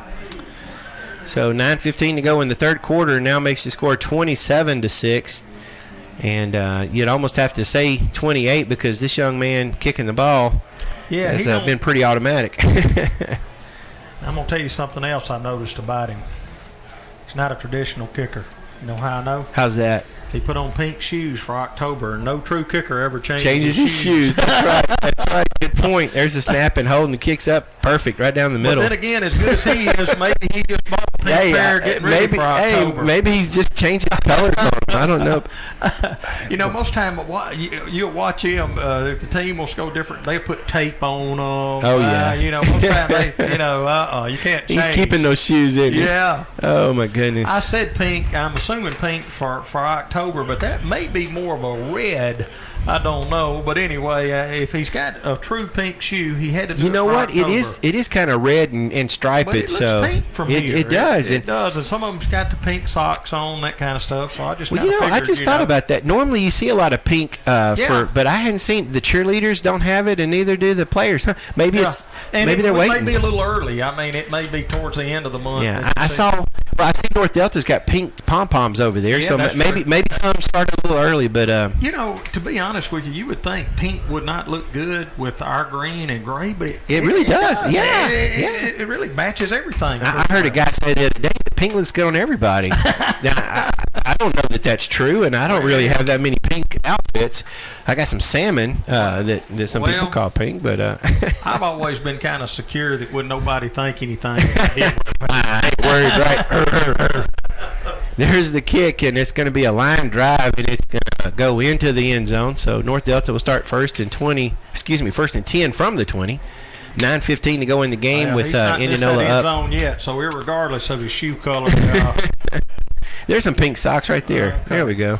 I see a few more pink things now, but normally you see a lot of them. Maybe they're waiting for a special night. So it could be. I was at a junior high game last night, and all the players had pink socks and some pink arm, things, and the cheerleaders had the pink pom poms. So it's 28-6 is our score. 9:16 to go. North Delta really struggling right now. First and 10 from their own 20. And shotgun formation. Looks like Brady's going to stay in the backfield with Trey, two receivers to either side. Now Brady's going to go out kind of that swing pass. Trey's going to come across the middle. He tried to hit Jeffcoat on a little slant, but had to throw it low because there was some guys out there, and it was too low for Jeffcoat to pick up. And not only that, I think it might have been glad that he didn't catch that because he was going to be laid out to drive right there was a safety waiting on him. It was. You got to have some guts to go across that middle, I guarantee you. For that 3-yard gain, sometimes it's not best worth to come it, back another down. Especially with our team right now. Trey has got to where he looks to that right side, and I just think there's something down here on the left because we got two guys down here that look open to me. But he hits Jeffcoat across the middle. Jeffcoat's going to pick up about 5 yards on the reception, gets down to just outside the 25 to almost the 26, so that's going to be almost a 6-yard gain. So 3rd and 4. But on the bottom down here, Britt and Sims were on the bottom, and it looks like they're getting a lot of cushion out here. Maybe Trey doesn't do well throwing to the left. I don't know. Some quarterbacks do better throwing it to one side of the field. True. So this time Britt's going to be up at the top. Looks like Sims is down here at the bottom. No, Britt and Sims are down at the bottom, and that's Jeffcoat and I can't make out who's up there with him, but we're going deep. Oh, that's Matt Johnson with a big-time try there. Ball was right there, but the defender made a nice play. Good. There's a flag in the backfield. I wonder if it could be a roughing the passer. Let's see. I tell you what, he had a lot of touch on that pass. It was a deep fly pattern there, and he really put it exactly where it needed to go. Defender just did a good job. So he did. Referee's about to tell us what the flag's for. It's going to be a chop block. Wow.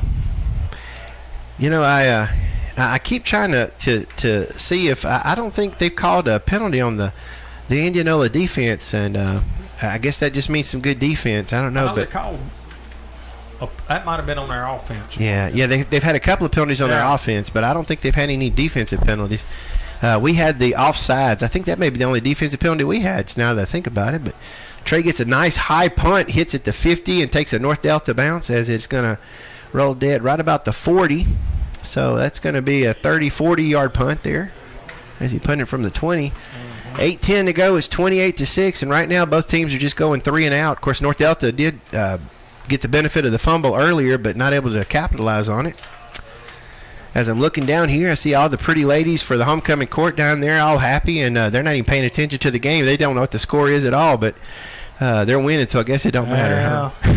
Well, they come over here. You can tell they're all cheerleaders too, because they come over here and they kind of did a few of the little routines. Oh, okay. Them, so, all right. Well, they're doing selfies. I guess I shouldn't be saying I saw that. I don't know. But anyway. Well, they're doing selfies down there, so they ain't got a clue what's going on. But right now, their team's winning 28-6, and they got the ball 1st and 10 on their own 40. Quarterback's under center, and you imagine they're just going to run it to try to get the clock going. And they do hand it off to number 32, and he's going to be tackled by Rowan Gordon. Rowan had him in the backfield, but the runner pulled forward enough where Rowan had to throw him forward. So looks like a 4-yard gain there, even though he was hitting the backfield. He hit him pretty good, too. Yeah, he just kind of spun him, and the guy kept his feet moving, and Rowan wound up having to throw him forward to get him down. Yeah, they're in no hurry. They're letting the play clock run and game clock as they're taking their time setting up, and you don't blame them. They're up by 3 touchdowns, and so they're in no hurry. 7:30 to go in the game. 2nd down and 6 to go. And the quarterback's going to hand off again to this tailback. He's hitting the backfield again. Boy, nice tackle there by Caden Land. Britt Robertson came in to help him out, but Caden wrapped him up right at the line of scrimmage, and he drug Caden for about a yard before he fell. So it's going to bring up 3rd and a long 5, or a long 4, a short 5. Ball's kind of right on the 46, and they got to get to just outside the 50. So big 3rd down here if we can get this hold right here and maybe get the ball back, Chris. Like we said, they're just going to keep running the ball. I highly doubt they throw the ball. I don't think so either. I formation kind of here and hand off to the tailback. He's hitting the backfield. Nice job there by North Delta. The tackle for a loss. And let's see, it's number 56 coming up for North Delta. That's going to be Julius Anderson. No, excuse me, that's the Deacon Downs with the tackle for the loss. So 4th down and about 6 is going to make them punt now. As Tommy Nestor is a real old school type coach. He's got a comfortable lead now. He's going to be kind of classy. He's going to run the ball mostly. Yes, sir. You know, he's just going to play good ball control offense right here, which I will give him credit. I have seen some things that etiquette-wise, it just makes you kind of want to shake your head this year. That ball's going to take a huge bounce for Indianola and roll inside the 10. And if I can think of it, maybe we can ask Coach Tuesday night at the coaches show kind of why they've got to where they don't put anybody back on punt, if they think that there's some kind of advantage to that, because we've noticed it the last couple of games, and it looked to me like we just lost about 15 yards by letting the ball bounce. Yeah. Because we're really not putting that much pressure on the punter, it didn't look like. No, we wasn't bringing the sink, so to speak. So that ball's going to be spotted right on the 10. So 1st and 10 for the Green Wave on their own 10. 5:57 to go in the game. 28 for Indianola Academy and 6 for North Delta. Trey in shotgun formation. Looks like Brady back there with him. Same 4 wideouts we've had last time, 2 on each side. Referee's pointing towards somebody's headlights are on.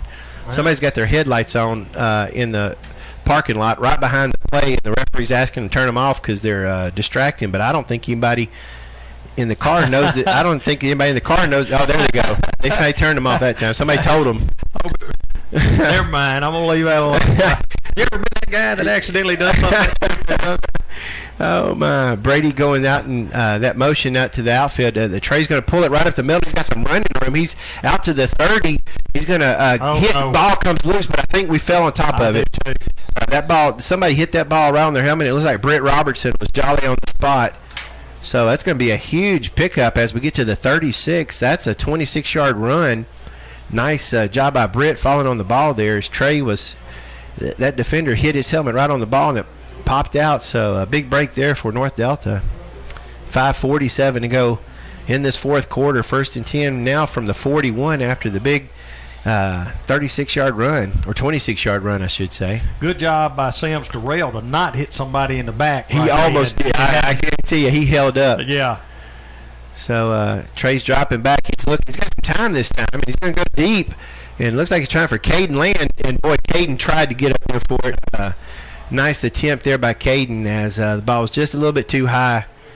And yeah, he really out-jumped that guy. He really did. Yeah, Caden. I'm excited to see what happens with Caden Land the next couple of years. And, of course, we lost Bryant to the shoulder injury last week. A couple of sophomores that are going to be fun to watch over the next couple of years.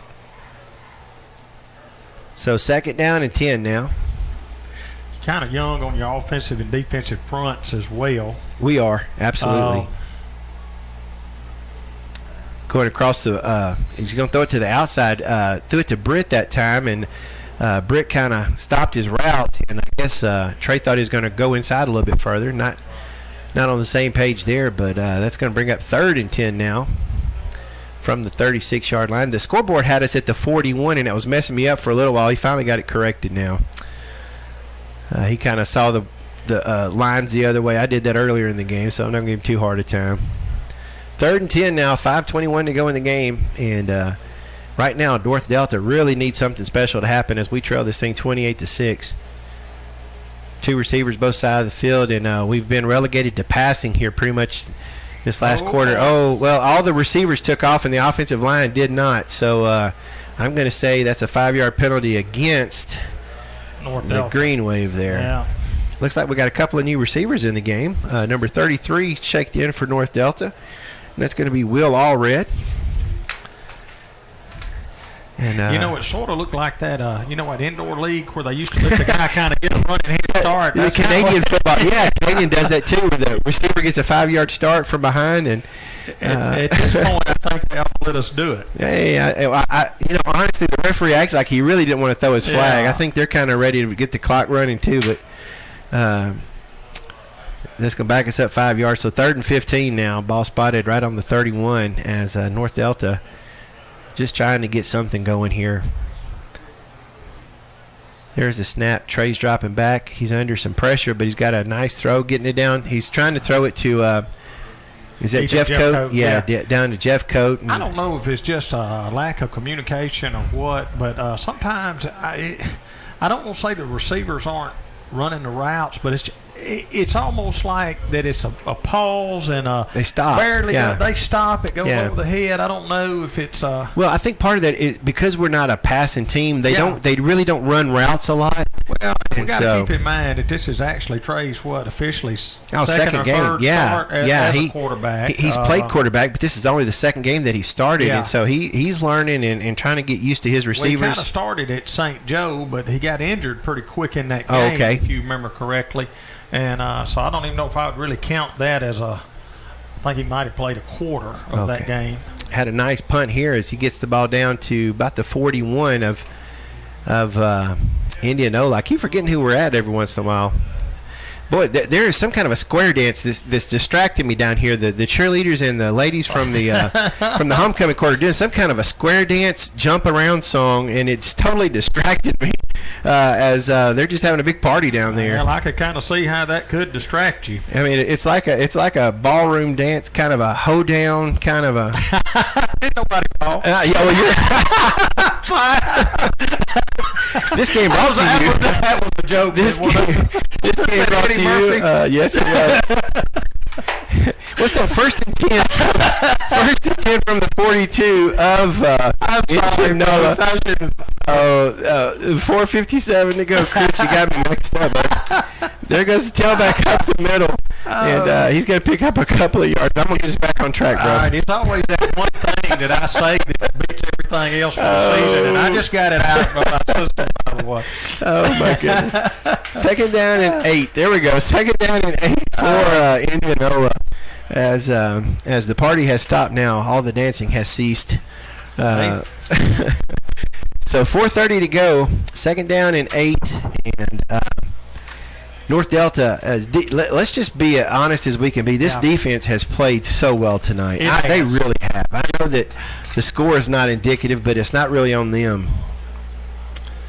Quarterback's going to hand off to his tailback, and he's going to get to the line of scrimmage and then somehow bust it out for another 5 yards. Look, he was down, and he just kind of come out of the scrum, and he's going to pick up 5 more yards, but still short of the first down. So was that 3rd and about 3 now? Ball right at midfield.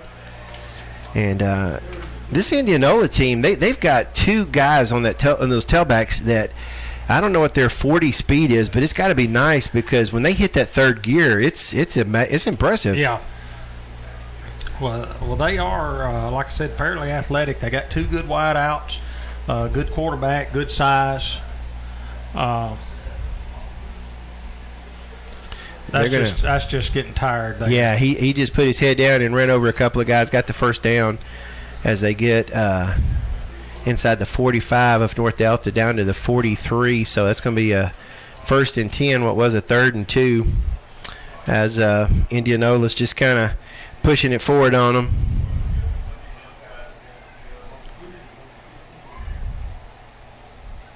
Sorry, I had to get my phone back to where it was. I got a text and I couldn't read what the time was on the phone. So they didn't fire me, did they? No, you're good. Totally a different text. Totally a different text. Wasn't a station. No. First and 10. First and 10 from the North Delta. There's a fumble from the quarterback exchange, and he fell on top of it. But no, that was not from Indy. That was from a friend from out of town. Actually, was asking me something else. But I have to be able to see the time on the game. Johnny and Chad are both pretty big boys, so if they fire me, I'm not going to fight them. Well, I tell you, Chad wrestled for a number of years, and I think the promotion he was with is quit working, but Chad was a big deal. Does a great job. Yeah. I've seen a lot of it on Channel 5 back in the day, but I ain't never tried to practice it. I guarantee you.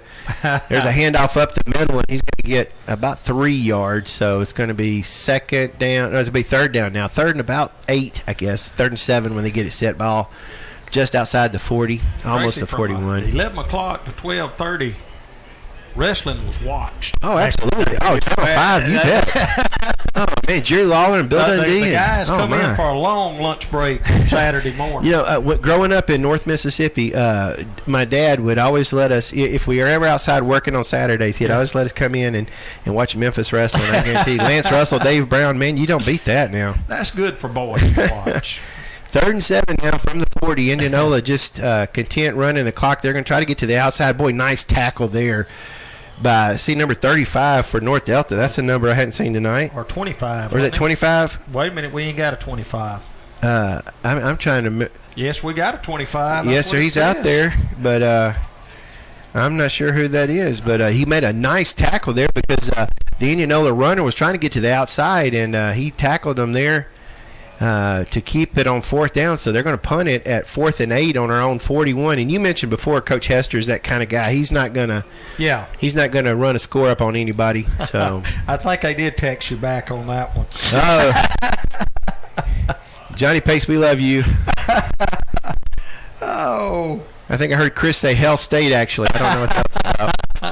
The punt's going to hit on about the 20 and roll inside to about the 18-yard line. So North Delta, with right about 45 seconds left in the game, will be 1st and 10 from their own 18. And, Chris, it looks like this is going to be another tough loss for North Delta. It's going to drop them to 2 and 6 on the season. And that means we're not going to be able to finish 500, but still got some football to play and still just got to pick our heads up and get going, right? Absolutely, Tracy. I mean, got to finish strong. Got homecoming next week. These kids play so hard too. It ain't like they just kind of show up. They give it their all. Absolutely. And that's kind of hurts you so bad. At times we as good as everybody we play. It's just hard for us to do that for 4 quarters with our lack of depth and some of the things that's kind of happened. And well, we talked with Coach at the beginning of the season. We needed a season where everybody stayed healthy. And we started out with more players. We really felt real. Oh, we did, absolutely. You bet. At the beginning. You bet. In all fairness, a lot of these kids was probably a year away from being ready to start. That got thrown into starting jobs. They've done well. I mean, they've done well. That's right. Next year we'll be better for it, but it still makes it very, very difficult sometimes. And that's going to be it, brother. Time has just expired. North Delta is going to lose this one 28-6. We'll take a quick break and let you hear from our sponsors, and we'll come back and wrap this up for you tonight. Thanks for being with us, everybody. Back in just a moment. It's time to put your game plan into action. Go to TVIfiber.com and register for high-speed internet service. The only interference you'll find is on the football field. TVI Fiber provides superior service, unlimited data, no residential contracts or equipment fees, and gig speed. Why sit on the sidelines when you can get in the game with high-speed internet? Service is now available in Panola, Tate, and Tunica counties, and parts of Lafayette and Tallahatchie counties. Go for the goal with TVI Fiber. Register now at TVIfiber.com. First Security Bank is proud to support all area football teams. While you may not win every game, your friends at First Security Bank hope and pray that you stay safe, play hard, and be true to your team. It takes each one of you to play your role in the game, and it takes each one of us to be your bank. Each position on the team has its challenges, but we choose to persevere and win regardless of the numbers on the scoreboard. Make this season your best season. First Security Bank, we are one. Member FDIC, Equal Housing Lender.